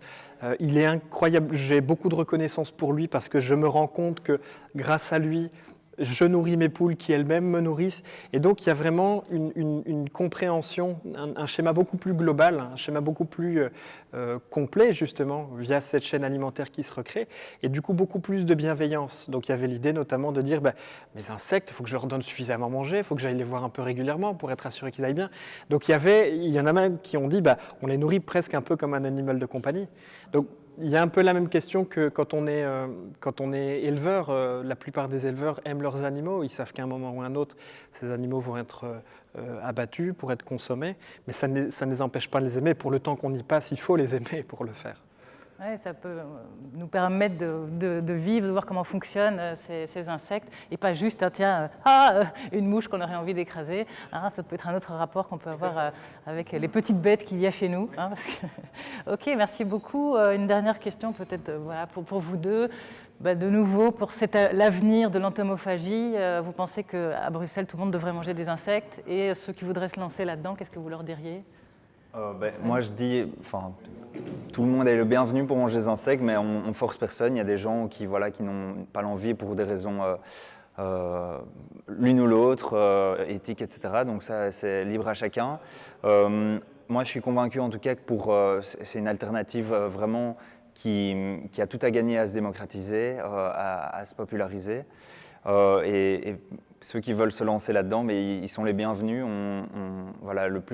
plus on est à essayer d'en parler, de rendre ça populaire, je pense au plus les gens vont commencer à l'accepter et à ne plus en faire une question énorme et juste le faire sans s'en rendre compte. Et s'il y en a qui veulent lancer une ferme en Belgique, ils sont les bienvenus. Ouais. Et peut-être que dans 10 ans, 15 ans, je ne sais pas, on rigolera en se disant à l'époque on ne mangeait même pas d'insectes. Et là, tout à fait. Parfois les choses sont difficiles, mais en fait, on y vient. Étienne? Alors, comme je le disais, nous, on n'était pas dans le créneau entomophagie, mais c'est intéressant que ça se complète.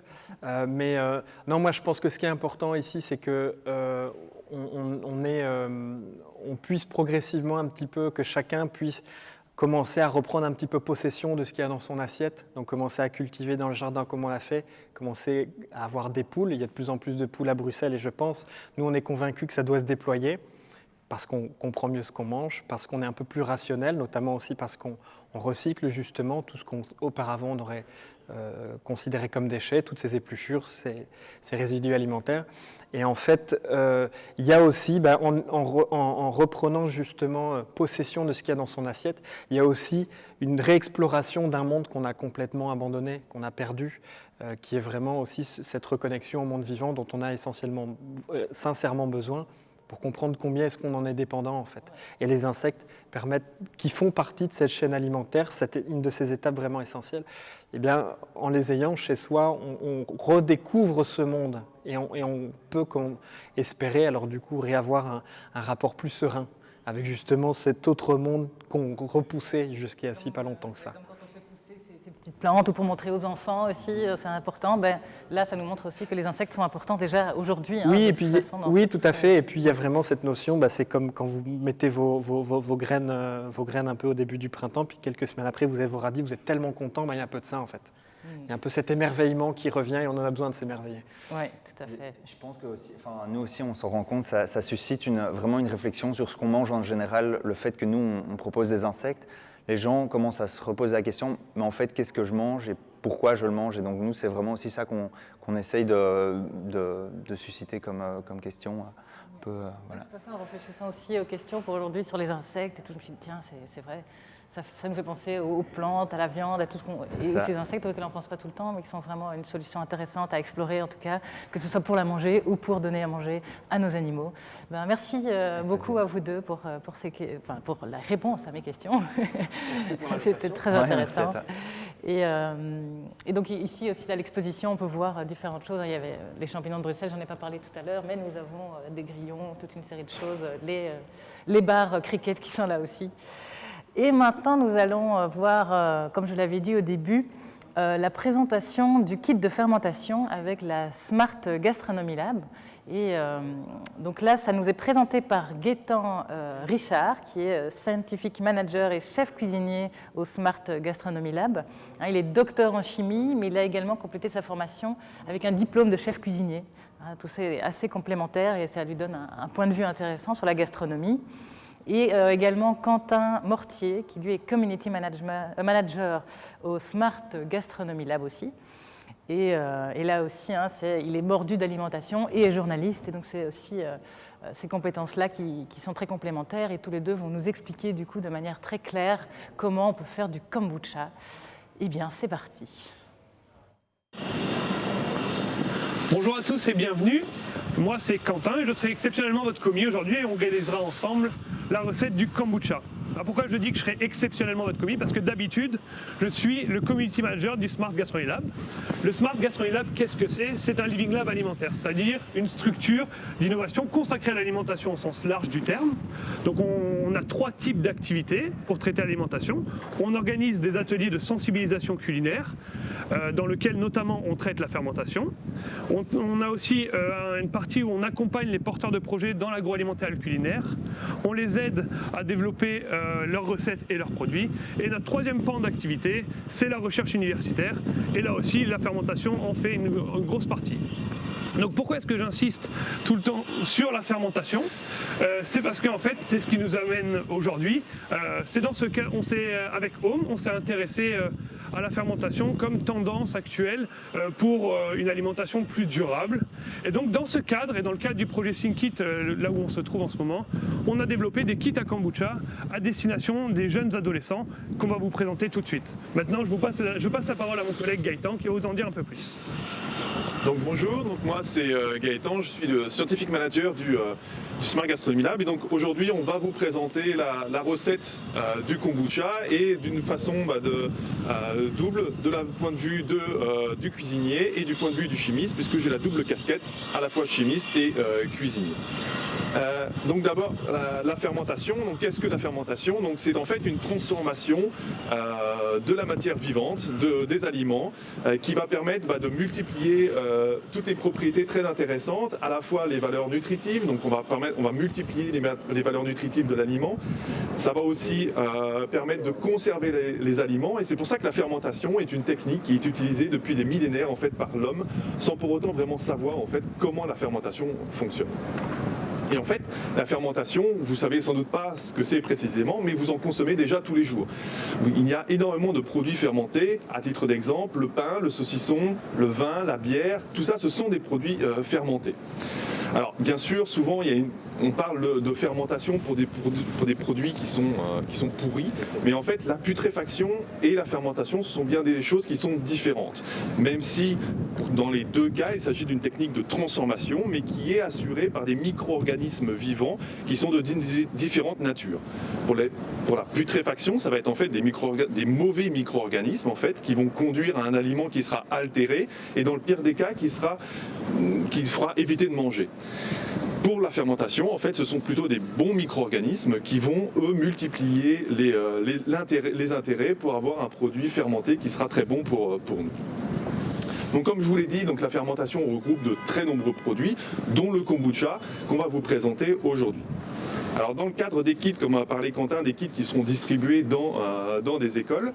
Donc dans les kits, vous allez retrouver en fait tout l'équipement et tous les ingrédients qui vous sont nécessaires pour réaliser le kombucha. Et la majorité en fait de ces ingrédients sont facilement trouvables dans le commerce. Donc qu'est-ce qu'on va retrouver dans ce kit?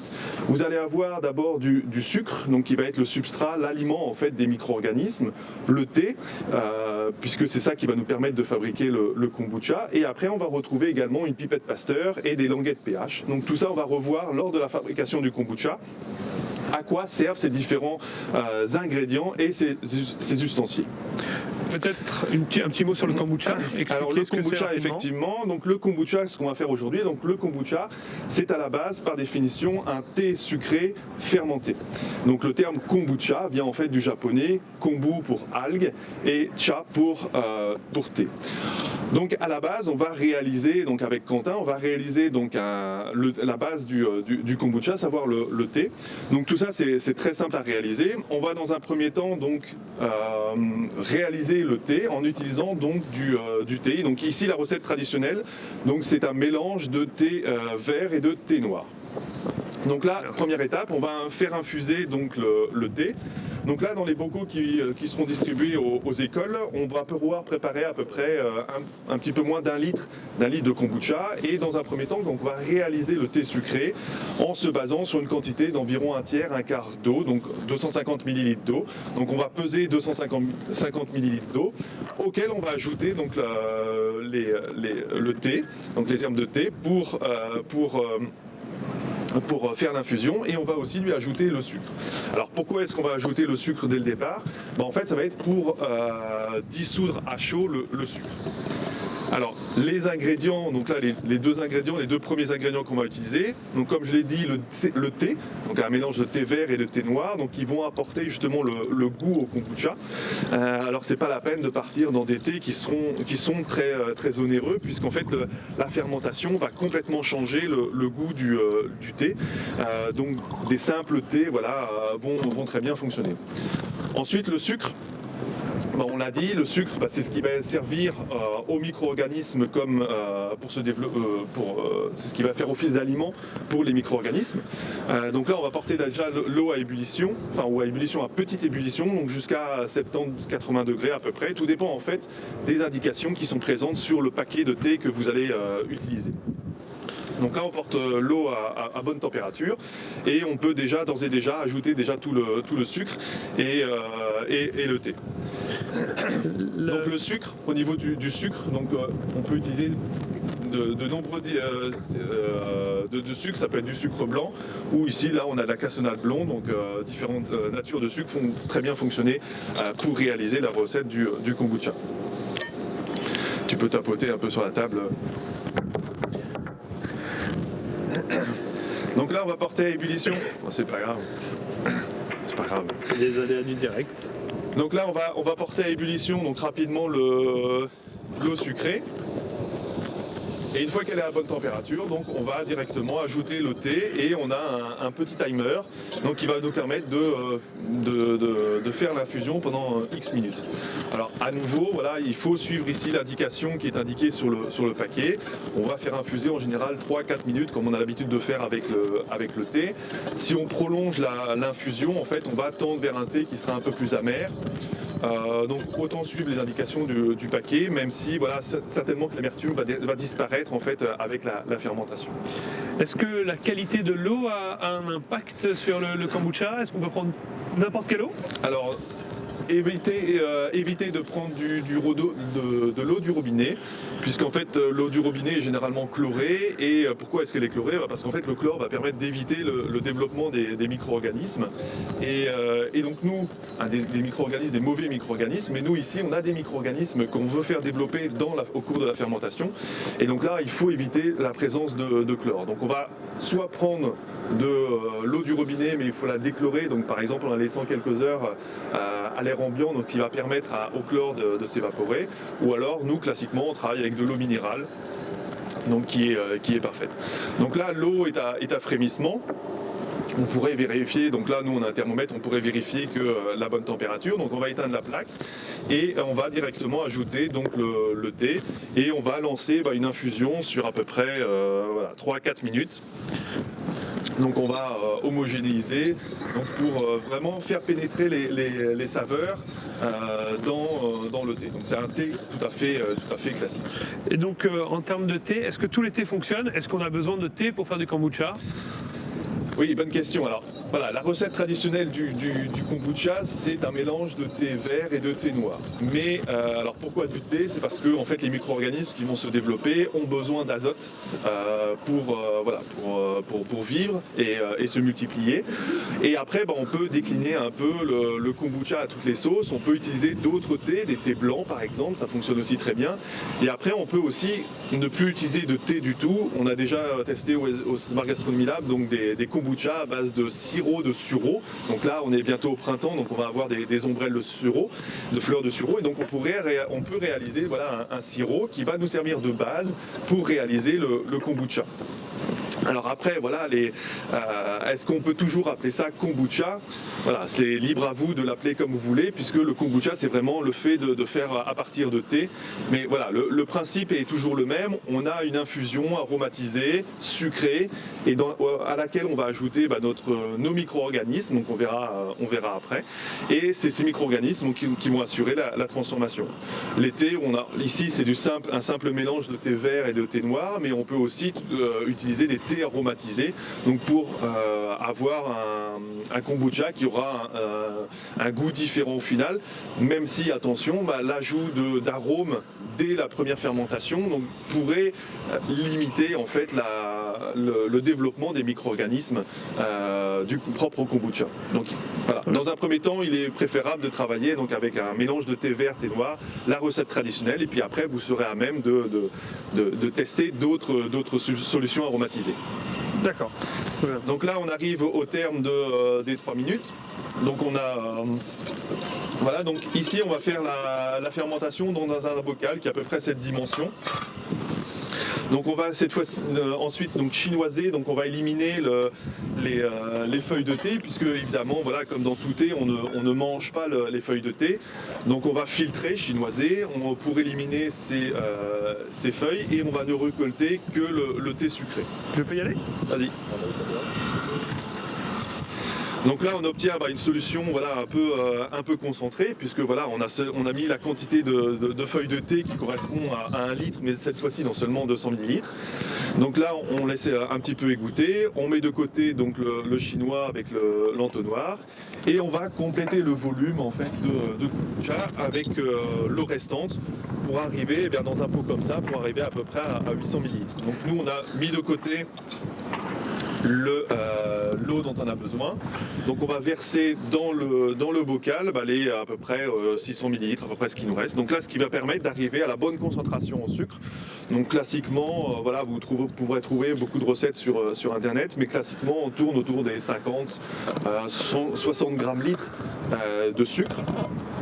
Et ici, nous on travaille à 8 grammes litres de thé. Donc cette fois-ci, on a notre solution sucrée de thé qui est prête. Alors, voilà, là elle est assez fraîche comme eau, on est à l'extérieur, donc ça refroidit un petit peu plus vite. Pourquoi est-ce que c'est important? Puisque ici, on l'a dit tout à l'heure, donc la fermentation, c'est une transformation qui est assurée par des micro-organismes. Donc ces micro-organismes, en fait, ils sont doubles, il y a à la fois des levures et des bactéries. Et comme tout micro-organisme, pour qu'il se développe, il faut qu'il soit dans des conditions agréables. Donc il faut qu'il y ait de la nourriture, donc ça c'est le sucre qu'on a déjà introduit. Et surtout, il faut que la température soit correcte pour leur développement. Donc il ne faut absolument pas travailler à des températures au-delà des 50-60 degrés. Et donc c'est pour ça qu'on fait la préparation du thé en 2 étapes. On préchauffe une petite quantité d'eau pour gagner du temps. En fait, on va ajouter l'eau froide pour diminuer rapidement la température. Pourquoi ? Parce que c'est dans l'étape suivante, on va ajouter en fait au kombucha donc notre mélange, donc à savoir le SCOBY, ce qu'on appelle SCOBY, donc qui est un acronyme, donc SCOBY. Donc SCOBY, ce qui veut dire en anglais Symbiotic Culture of Bacteria and Yeast. Donc en français dans le texte, c'est pour culture symbiotique de bactéries et de levures. C'est-à-dire que dans le petit sachet qui est ici, vous avez le SCOBY, donc c'est un morceau un peu gélatineux qu'on a ici qui va se développer en fait en surface du kombucha. Donc cette masse gélatineuse contient en fait une bonne partie des micro-organismes dont on a besoin. Et à côté de ça, dans le sachet qui fera partie du kit, vous avez aussi le jus de repiquage. Et ce jus de repiquage contient lui aussi des micro-organismes dont on a besoin. Donc là, Quentin va ajouter en fait le SCOBY et le jus de repiquage à notre thé sucré, donc qui est prêt à être ensemencé. Est-ce que je vérifie la température avant pour être sûr On peut vérifier à la main. Voilà, on sent qu'on a déjà une température qui est adéquate. Donc il faut en fait se trouver à une température inférieure à 40 degrés. Donc là, on va vérifier. Donc si vous avez un petit thermomètre à la maison, voilà, nous on a un gros thermomètre, mais voilà, il fait 20 degrés, donc là c'est parfait. Je sais pas trop. Et donc là, on va ajouter directement le SCOBY à notre kombucha. Alors, ici, ce qui est important, tout à l'heure, on a parlé de la différence entre fermentation et putréfaction. Alors, une des manières, justement, pour orienter la fermentation et éviter la putréfaction, en fait, c'est de jouer sur les différents paramètres de fermentation. En l'occurrence, ici, ça va être l'acidité. En effet, les micro-organismes, les bons micro-organismes qui assurent la fermentation, en fait, ce sont des micro-organismes qui supportent l'acidité, alors que les mauvais micro-organismes qui vont conduire à la putréfaction, eux ne supportent pas l'acidité. Donc, c'est pour ça que dans le kit, vous avez également des petites bandettes pH. Donc ça, c'est un petit peu plus difficile à trouver, il faut aller dans des magasins spécialisés. Mais la bandette pH va facilement vous permettre en fait de mesurer le pH de votre solution et de s'assurer en fait que dès maintenant on est à un bon pH. Donc là, la languette pH, en fait, vous avez un système de 3 couleurs pour les plus, voire 4 pour certains modèles, et on a ici un nuancier qui va vous permettre en fait de lire le pH en fonction de la couleur qui va être présente sur la languette. Donc on plonge ici la languette dans la solution, et ensuite on va comparer donc le pH, et on va s'assurer qu'on est à un pH au moins inférieur à 4,5. Donc ici, les quantités, selon les quantités qu'on vous a données, normalement le pH du jus de repiquage est suffisamment bas pour que la quantité ajoutée au kombucha soit suffisante. En général, il faut ajouter environ 10% de jus de repiquage au kombucha. Donc c'est-à-dire que là, pour 1 litre de solution, il faudrait ajouter 100 ml de jus de repiquage. Donc là, le pH, il est correct. On va éviter, donc on est à un pH inférieur à 4,5 et on sait que grâce à ce pH, les mauvais micro-organismes ne vont pas se développer. Donc dernière étape, donc vous avez également dans votre kit en fait une étamine. Donc l'étamine va vous permettre en fait il faudrait enlever l'élastique ici, va vous permettre en fait, parce qu'il ne faut absolument pas fermer le bocal. Donc vous avez également un couvercle qui vous est fourni dans le kit pour fermer le bocal, mais il faut absolument éviter de fermer le bocal. Pourquoi ? Parce que c'est parce que les bactéries qui assurent la fermentation, elles sont des bactéries aérobies. On dit aérobies dans la science, c'est-à-dire qu'elles ont besoin d'oxygène pour se développer. Et donc si on ferme avec un couvercle, on va priver le milieu d'oxygène et on va éviter que ça va limiter le développement de ces bactéries. Or nous avons besoin de ces bactéries pour faire la fermentation. Donc du coup, on ne ferme pas, mais cependant, donc, le milieu, ici, le kombucha est un produit qui va être acide, puisque là, on a déjà vu, on est à un pH inférieur à 4,5, donc c'est un milieu qui est acide. Et si vous laissez comme ça, ouvert à l'air ambiant, eh bien, vous allez avoir ce qu'on appelle les drosophiles, donc ou plus vulgairement des mouches à vinaigre, qui vont venir coloniser en fait le kombucha et qui vont pouvoir pondre éventuellement des œufs sur le SCOBY. Et ça, il faut absolument l'éviter. Si ça vous arrive, malheureusement, il faudra jeter le kombucha. Donc ici, l'étamine, c'est vraiment pour protéger, donc pour éviter que des mouches à vinaigre viennent sur le SCOBY, mais ça permet également à l'air de passer pour que les bactéries puissent se développer. Alors maintenant, voilà, on a préparé notre kombucha, on a mis le SCOBY et il faut laisser faire donc la fermentation à proprement parler. Donc qu'est-ce qui va se passer en fait dans la fermentation ? Eh bien en fait, on l'a dit tout à l'heure, donc ce qui est à la surface, donc c'est ce que Quentin a mis, ce qui était présent dans le sachet. Et ce que nous avons en fait ici dans notre grande bouteille, ce sont des SCOBY. Donc les SCOBY, donc je l'ai dit, c'est une masse gélatineuse. Et c'est là-dedans qu'on va trouver une partie des micro-organismes. Et c'est quelque chose qui va se développer avec le temps en surface de votre kombucha. Donc ça, c'est tout à fait normal. Donc là, ici, nous, on a un kombucha qu'on a préparé il y a quelques jours. Donc le SCOBY était à la surface, mais après, voilà, on l'a fait bouger. Et donc, du coup, le SCOBY a replongé. Donc c'est pour ça qu'une des précautions qu'il faut prendre quand on fait la fermentation du kombucha, c'est vraiment de placer son pot à kombucha dans une pièce assez chaude, puisque comme on l'a dit, voilà, les micro-organismes aiment la chaleur, donc se placer à 20-25 degrés, donc éviter une cave, mais plutôt placer son pot à kombucha dans la cuisine ou dans l'arrière-cuisine. Et vous allez avoir avec le temps en fait le SCOBY qui va grossir à la surface du kombucha. Pourquoi ? Et ben c'est parce qu'en fait ce sont les bactéries qui ont besoin d'oxygène, donc ça on l'a dit tout à l'heure, et ce développement de SCOBY va permettre aux bactéries de rester à la surface et d'avoir accès plus facilement en fait à l'oxygène. Donc c'est tout à fait normal si vous avez, et il faut de toute façon, qu'il y ait une masse, donc je vais la prendre ici avec les gants, donc c'est une masse un peu gélatineuse qui va se développer comme c'est à la surface, donc c'est pas forcément très, très ragoûtant, mais c'est tout à fait sain, tout à fait naturel, puisque c'est en fait de la cellulose, donc ce qu'on va retrouver très simplement en fait, dans le papier est principalement constitué de cellulose. Donc cette masse gélatineuse, c'est de la cellulose. Donc là, le SCOBY va se développer à la surface et il va y avoir une action symbiotique, donc c'est-à-dire les deux micro-organismes dont on a parlé, donc les levures et les bactéries, qui vont travailler ensemble. Donc on l'a dit tout à l'heure, un des ingrédients qu'on ajoute initialement, c'est le sucre, et le sucre en fait va servir de substrat. Donc le sucre va être converti par les levures en alcool. Donc c'est exactement ce qu'on fait quand on prépare par exemple du vin à partir de jus de raisin sucré. Les levures vont transformer le sucre en alcool.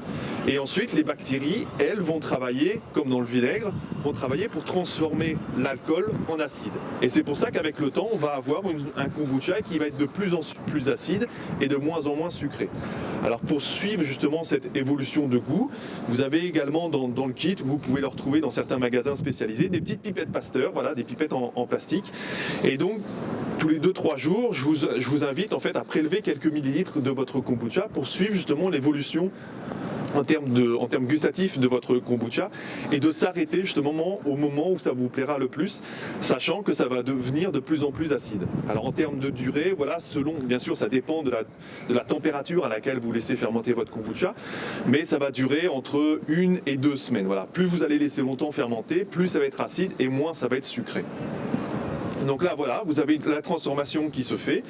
Une fois que vous avez le kombucha qui vous plaît en termes de goût, donc encore un peu sucré et un petit peu acide, donc l'acidité, c'est ça aussi qui est intéressant, eh bien, vous allez filtrer. Donc là, on va réutiliser le filtre, donc le chinois pour mettre de côté plutôt le SCOBY. Donc ça, le SCOBY, à nouveau, donc Quentin a dit que voilà, tout à l'heure a parlé d'alimentation durable. Donc ça, le SCOBY, il faut le conserver. C'est quelque chose que justement vous allez collectionner entre guillemets. Donc c'est pour ça que nous on a une grande bouteille ici où on entrepose tous nos SCOBY quand on ne fait plus de fermentation, quand on ne prépare plus de kombucha. Donc on va filtrer pour mettre de côté le SCOBY. Le SCOBY, il ne faut pas le laisser à sec. Ici, vous voyez, on a du kombucha en fait, donc très vinaigré, puisque voilà, la fermentation a duré depuis pas mal de temps. Et si on mesure le pH, on est à peu près à un pH de 2. Donc on va filtrer, mettre de côté le SCOBY et garder aussi un petit peu de kombucha, donc pour en fait que le SCOBY reste immergé. Alors ensuite, le liquide que vous aurez filtré, là vous pouvez directement le boire. Donc ce sera un kombucha qui sera acide, légèrement sucré en fonction du moment où vous l'aurez arrêté, mais par contre qui ne sera pas pétillant.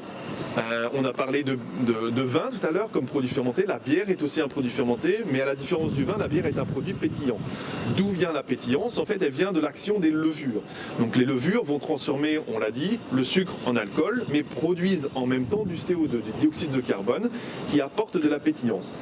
Donc si on veut avoir en fait un kombucha qui est pétillant, on va faire cette filtration et on va en fait mettre le kombucha dans une bouteille qu'on appelle une bouteille à fermeture mécanique, c'est-à-dire que là on sait que le gaz qui est produit par les levures, là lors de la fermentation, vous avez aussi du CO2, du gaz qui est libéré par la levure, sauf qu'on est ici avec un pot qui est ouvert et donc le CO2 part dans l'air. Par contre, si on travaille dans une bouteille à fermeture mécanique, le CO2 lui ne va pas pouvoir sortir puisqu'il y a un bouchon. Il va par contre être forcé à pénétrer en fait dans le liquide et vous allez avoir en fait un kombucha qui sera pétillant en 1 ou 2 jours. Donc on filtre le kombucha, on met le kombucha dans une bouteille et ensuite on laisse 1 ou 2 jours à température ambiante. À température ambiante parce que de nouveau c'est une transformation qui se fait par les levures, donc les levures aiment à nouveau la température, donc il ne faut pas mettre au froid.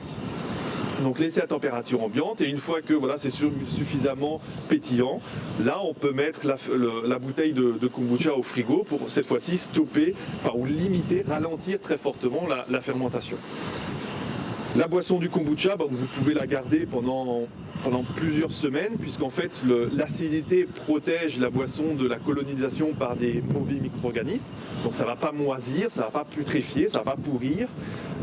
Sachant que voilà, comme c'est un produit vivant, le kombucha va évoluer dans le temps et donc voilà, au bout de plusieurs semaines, avec le temps, vous aurez un kombucha qui sera de plus en plus acide, donc qui va piquer de plus en plus en bouche. Quoi d'autre aussi, non, si on veut aromatiser aussi, voilà. Donc si on veut aromatiser le kombucha, donc là ça reste un kombucha qui est nature, on l'a fait à base de thé, mais on peut après décliner. Tout à l'heure on a parlé d'arômes qu'on pouvait mettre dans le thé de départ, mais on peut aussi décliner les saveurs dans le kombucha. Donc cette aromatisation, on va la faire en fait dans la bouteille.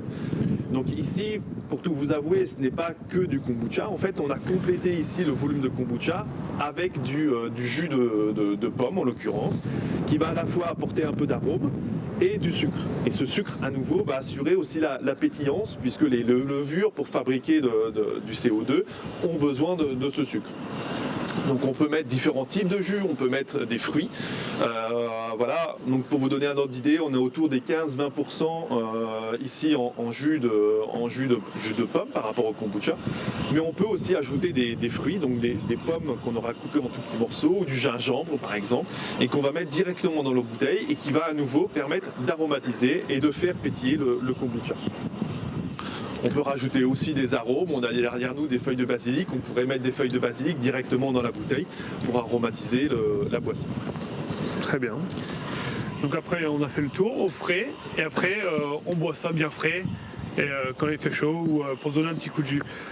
Peut-être qu'on a dit beaucoup de choses, on va peut-être faire un petit récap rapidement de les étapes, comme ça tout le monde sait bien où on en est. Donc le kombucha, succinctement, première étape. Hop, première étape, on ne perd pas le bouchon. Le kombucha, c'est un thé sucré qui est fermenté. Donc première étape, c'est préparer un thé. Donc n'importe quel type de thé en général fera l'affaire, le plus simple. Pas la peine de partir dans des thés très onéreux. Ouais. Donc on fait une infusion, on ajoute le sucre pour faire un thé sucré. Ensuite, à à ce thé sucre. Attention à l'eau, on le rappelle. Attention à l'eau, préférez de l'eau minérale, voilà, ou de l'eau déchlorée. Voilà, parce que sinon le chlore va tuer les micro-organismes ou du moins va limiter le développement des micro-organismes du SCOBY. Ok. On a parlé du sucre dans l'eau avec le thé. Le sucre, quelle quantité? On est à peu près à 50, 60 grammes litres. Après, c'est selon les goûts. C'est au goût. Si on en met moins, on aura... Alors, si on en... il ne faut pas trop descendre parce que sinon, on n'apportera pas assez d'alimentation, de substrat aux micro-organismes. Mais c'est l'ordre de grandeur, quoi. Autour des 50 grammes litres, ça fonctionne très bien. D'accord, ok. Donc, on a notre thé, on a notre sucre. On fait le thé sucré, voilà. On le met dans le bocal, on attend que la température baisse, donc soit naturellement, soit en ajoutant de l'eau froide. Pourquoi ? Pour éviter de tuer les micro-organismes qui ne supportent pas les températures au-delà des 50-60 degrés. D'accord. Et ensuite, donc, on ajoute le SCOBY. Donc, le SCOBY est le jus de repiquage, donc en fait, on fait ce qu'on appelle de l'ensemencement. Donc, on apporte les micro-organismes. Un exemple, par exemple, c'est comme quand vous faites des yaourts.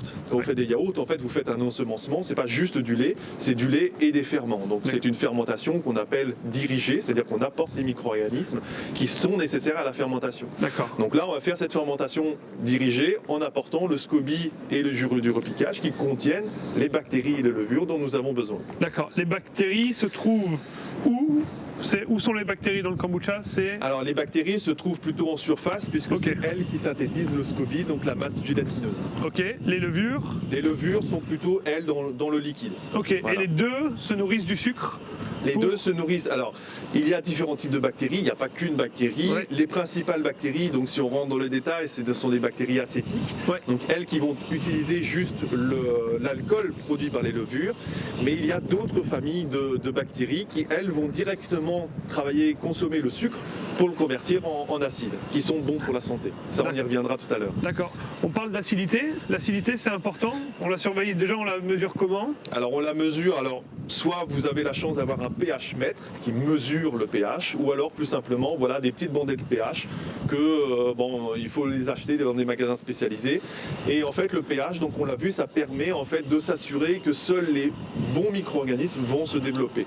Voilà, toute boisson qui est à un pH inférieur à 4,5, ça va fortement limiter le développement des mauvais micro-organismes. Si on n'est pas à moins de 4,5, 4, qu'est-ce qu'on peut faire? Est-ce qu'il y a un moyen? Alors, il y a un moyen, effectivement, c'est d'abaisser le pH. Alors, idéalement avec du jus de repiquage que vous avez conservé chez vous. Si vous n'avez pas de jus de repiquage, on peut aussi utiliser du vinaigre de pomme, par exemple. Donc, pas trop goûtu, donc la pomme et du vinaigre qui sera pasteurisé pour éviter d'apporter d'autres micro-organismes. Puisque le non pasteurisé, lui, il y aurait des micro-organismes dedans, alors que nous, là, on n'en a pas besoin. Donc, ce vinaigre de pomme permettrait juste d'apporter de l'acidité. D'accord. On ne touche pas au goût, donc pas un vinaigre excentrique. On va parler du vinaigre de coco. Voilà, exactement. Parce qu'en effet, on parle de kombucha, on dit jus de repiquage. Si c'est notre premier kombucha, on n'a forcément pas de jus de repiquage. Alors, donc, dans le kit, vous en aurez, effectivement, voilà, donc il faut s'approvisionner en SCOBY et en général, voilà, quand on a un SCOBY, on a aussi un peu de jus de repiquage. Mais si on n'a qu'un SCOBY, de toute façon, en général, vous n'aurez pas de SCOBY seul, puisque sinon il va sécher et les micro-organismes présents dedans pourraient mourir. Donc en général, il y aurait toujours du jus de repiquage. À défaut, utiliser du vinaigre. D'accord, très bien. Donc on est sûr de notre acidité, on est bon. On lance la fermentation donc pendant 1 à 2 semaines jusqu'à ce que le goût vous corresponde. Et une fois que la fermentation est terminée, que ça vous plaît en goût, vous filtrez pour mettre de côté le SCOBY pour une future fermentation. On met de côté aussi un peu de kombucha qui va devenir votre jus de repiquage.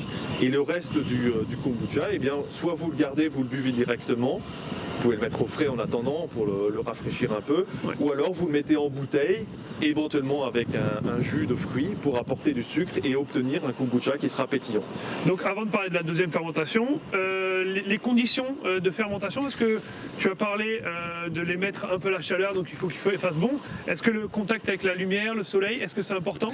Ah oui, il faut éviter d'être à la lumière directe du soleil, puisque voilà, le soleil c'est les UV et les micro-organismes n'aiment pas les UV, et donc ça pourrait tuer les micro-organismes. Donc on peut le laisser, pas besoin de le mettre dans le noir, on le met dans la cuisine, dans un coin, assez éloigné de la fenêtre éventuellement pour éviter justement que le soleil tape directement sur le pot de kombucha. Oui. D'accord. La mer, tu as dit, il faut éviter, là on voit qu'elle est dans le fond. En général, elle doit être à la surface. Si on le bouge et qu'elle est dans le fond, est-ce que c'est grave?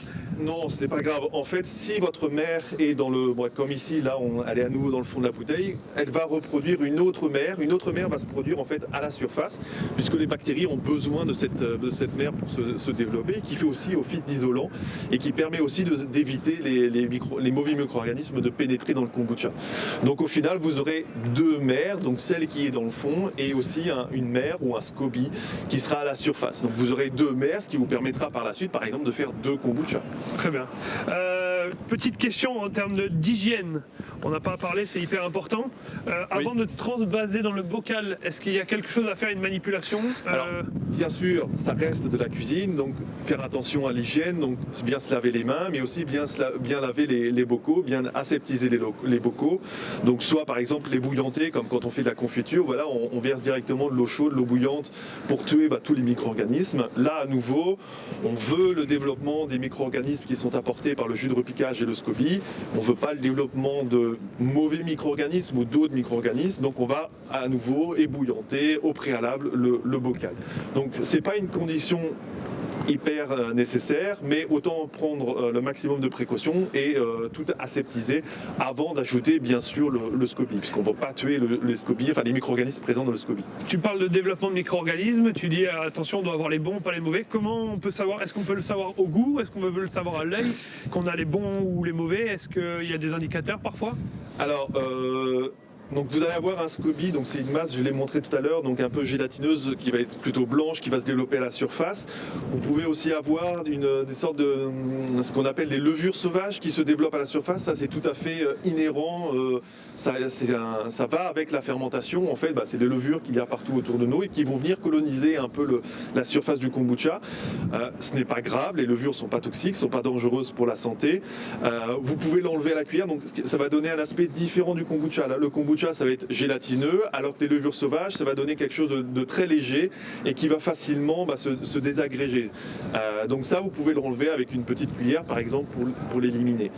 Par contre, si vous voyez là le développement de moisissures de couleur, normalement, tout doit rester blanc à la surface. Si vous avez des moisissures de couleur verte, par exemple, bon là, ça veut dire que vous aurez mal travaillé, donc il y aura eu un problème, soit un manque d'hygiène, soit un pH qui n'était pas bon, soit vous avez mal couvert ou avec l'étamine. Donc là, dans ces cas-là, vaut mieux éviter de boire le kombucha. Ok, très bien. Donc admettons que tout s'est bien passé, on passe à la dernière... En général, tout se passe bien. En général, tout se passe bien. Si toutes les règles d'hygiène sont respectées, si tout a été fait dans les normes, ça marche. On transvase dans la bouteille pour une deuxième fermentation finalement. Une deuxième fermentation. Une deuxième fermentation qui est que facultative et qui permet en fait d'obtenir un kombucha qui est pétillant et éventuellement d'aromatiser, donc avec des fruits comme on l'a dit ou d'autres jus de fruits. Voilà. Très bien. Après au frais, ça stoppe la fermentation. Ça va continuer à évoluer parce qu'il y a des micro-organismes, c'est vivant. Ouais. Mais on peut le garder longtemps. Après, on peut le garder plusieurs jours sans problème, quelques semaines, voire quelques mois, sachant que ça va devenir de plus en plus acide. On a parlé d'un kombucha qui va devenir du vinaigre. Vous allez avoir le pH qui va diminuer, le sucre qui va être consommé, donc forcément ça va devenir de plus en plus acide. Si c'est trop acide à votre goût, ne le jetez pas non plus. On fait du zéro déchet, réutilisez-le comme vinaigre. Vous aurez un vinaigre cette fois-ci qui va vous permettre de faire des vinaigrettes fabuleuses parce que ce sera beaucoup plus aromatique que le vinaigre de pomme que vous allez acheter au supermarché. Donc le kombucha va devenir un vinaigre, un produit fermenté. Le vinaigre est aussi un produit fermenté. On en a déjà dit un peu avant. Très bien, parfait. Et pourquoi boire le kombucha alors?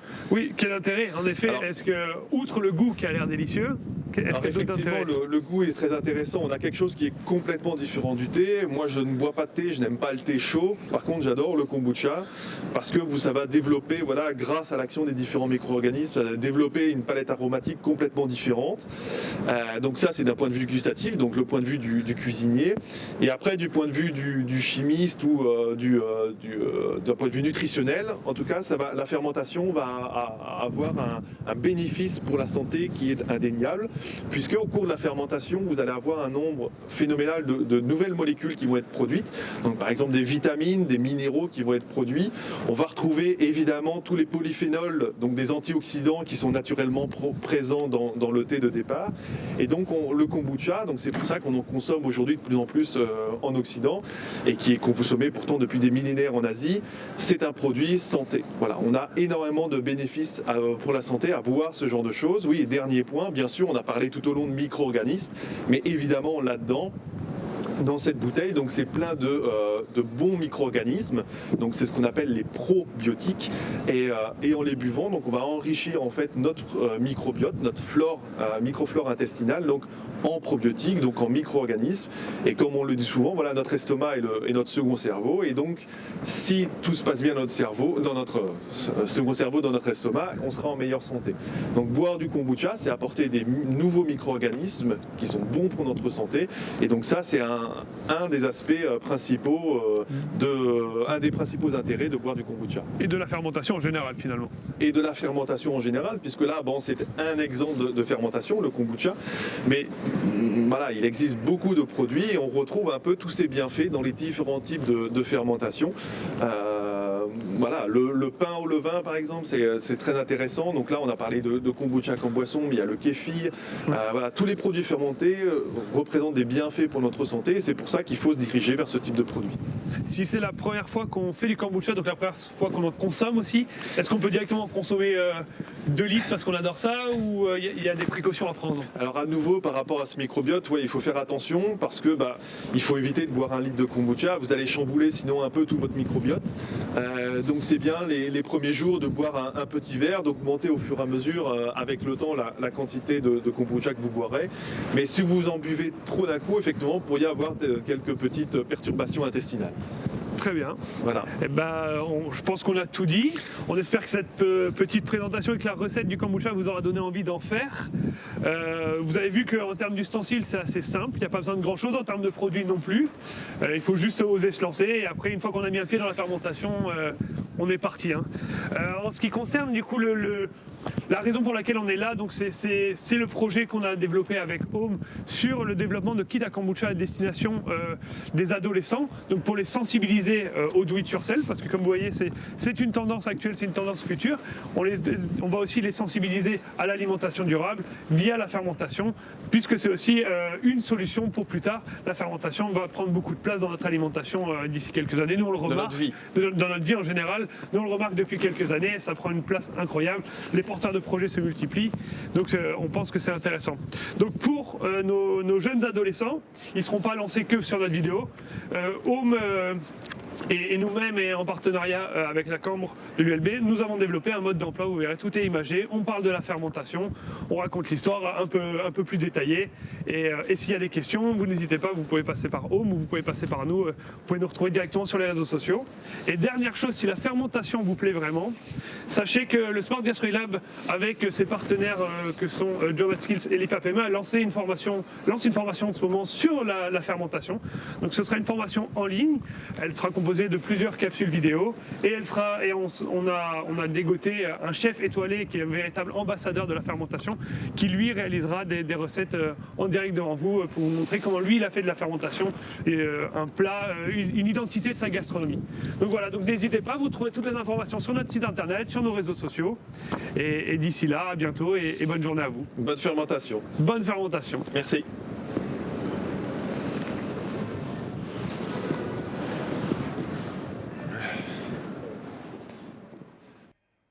Nous revoilà dans l'expo. Alors nous avons vu ce soir quatre aspects de l'agriculture urbaine, mais il y en a plein d'autres évidemment. Et cette expo est aussi et surtout un mélange science et art. Et nous avons ici une œuvre notamment faite par Sasa Spakal, qui est une artiste slovène, qui l'idée est de faire une expérience sonore pour montrer un peu la relation homme-criquet et nous faire réfléchir à la place dans notre monde, la consommation effrénée ici avec ce bruit des criquets qu'on peut entendre. Il y a également Stanislav Loboziak, qui lui est biologiste moléculaire à Varsovie Et son idée, c'est de faire connaître les découvertes scientifiques à travers l'art au grand public, en utilisant donc ce langage de l'art. Et il a notamment hybridé le monde végétal et animal en utilisant des feuilles d'épinards décellularisées, injectées de cellules musculaires de poulet. Donc c'était aussi pour vous montrer, notamment en venant dans cette exposition, que l'art est important pour vulgariser, faire passer des messages. On a vu aujourd'hui que l'engagement citoyen est très important en agriculture urbaine. Et moi aussi, avec mon projet La Marmite de l'eau, je fais du théâtre pour enfants. Et donc là, c'est théâtre scientifique sur le sujet des légumes. Et donc théâtre et science aussi, une autre facette possible de ce mélange art et science. Et parce que tout ça est essentiel, nous avons aussi Nicolas de Home aujourd'hui qui va pouvoir nous donner une petite conclusion sur l'expo qui a eu lieu toute cette semaine. Nicolas, c'est à toi. Dis-nous un petit peu plus comment ça s'est passé pour toi cette semaine. Cette semaine, c'est vraiment super bien passé. On a pu vraiment voir que le public était content de découvrir une exposition plutôt à finalité scientifique, mais avec des moyens artistiques qui sont assez non conventionnels pour une expo de sciences. Voilà, la thématique, elle n'était pas anodine, parce que c'est quelque chose d'important. On a vraiment envie d'essayer d'inspirer les nouvelles générations à réfléchir à leur alimentation, à essayer d'être acteurs du changement. Et on a vu beaucoup de jeunes, au final, dans les interventions d'aujourd'hui, et on sait que c'est eux qui vont construire la société de demain. Voilà, nous, on pense que l'art et la science, c'est très utile autour de sujets de société comme ça, parce que ça permet, en fait, de toucher le public d'une manière un peu plus intuitive. Ça permet de porter un cadre où on va être capable de réfléchir peut-être à des alternatives de manière plus libre. Et donc voilà, on a eu beaucoup de plaisir à présenter ce projet d'expo cette semaine dans le cadre du Printemps des Sciences. J'ai eu beaucoup de plaisir à développer ce projet avec Sarah Okagos, avec qui on travaille en curation et en production. Le travail de scénographie magnifique dans lequel aujourd'hui a été fait par Marie Douel et toute l'équipe de Home. Et on est très contents vraiment du résultat. Merci beaucoup pour cette conclusion. Et en effet, n'hésitez pas à étudier les sciences, à être scientifique, mais aussi à rester intéressé et être sensibilisé par l'art ou faire de l'art vous-même. Tout ça est important, tout ça est complémentaire, comme beaucoup de choses qu'on a vues aujourd'hui sur l'agriculture urbaine. Eh bien, encore merci beaucoup à ceux qui soutiennent cette expo et cet événement aujourd'hui, Innoveris, la Fédération Wallonie-Bruxelles et la première RTBF, dans le cadre de ce Printemps des Sciences 2021. Et on vous dit à l'année prochaine pour le Printemps des Sciences 2022. Merci Nicolas, merci à toutes et à tous.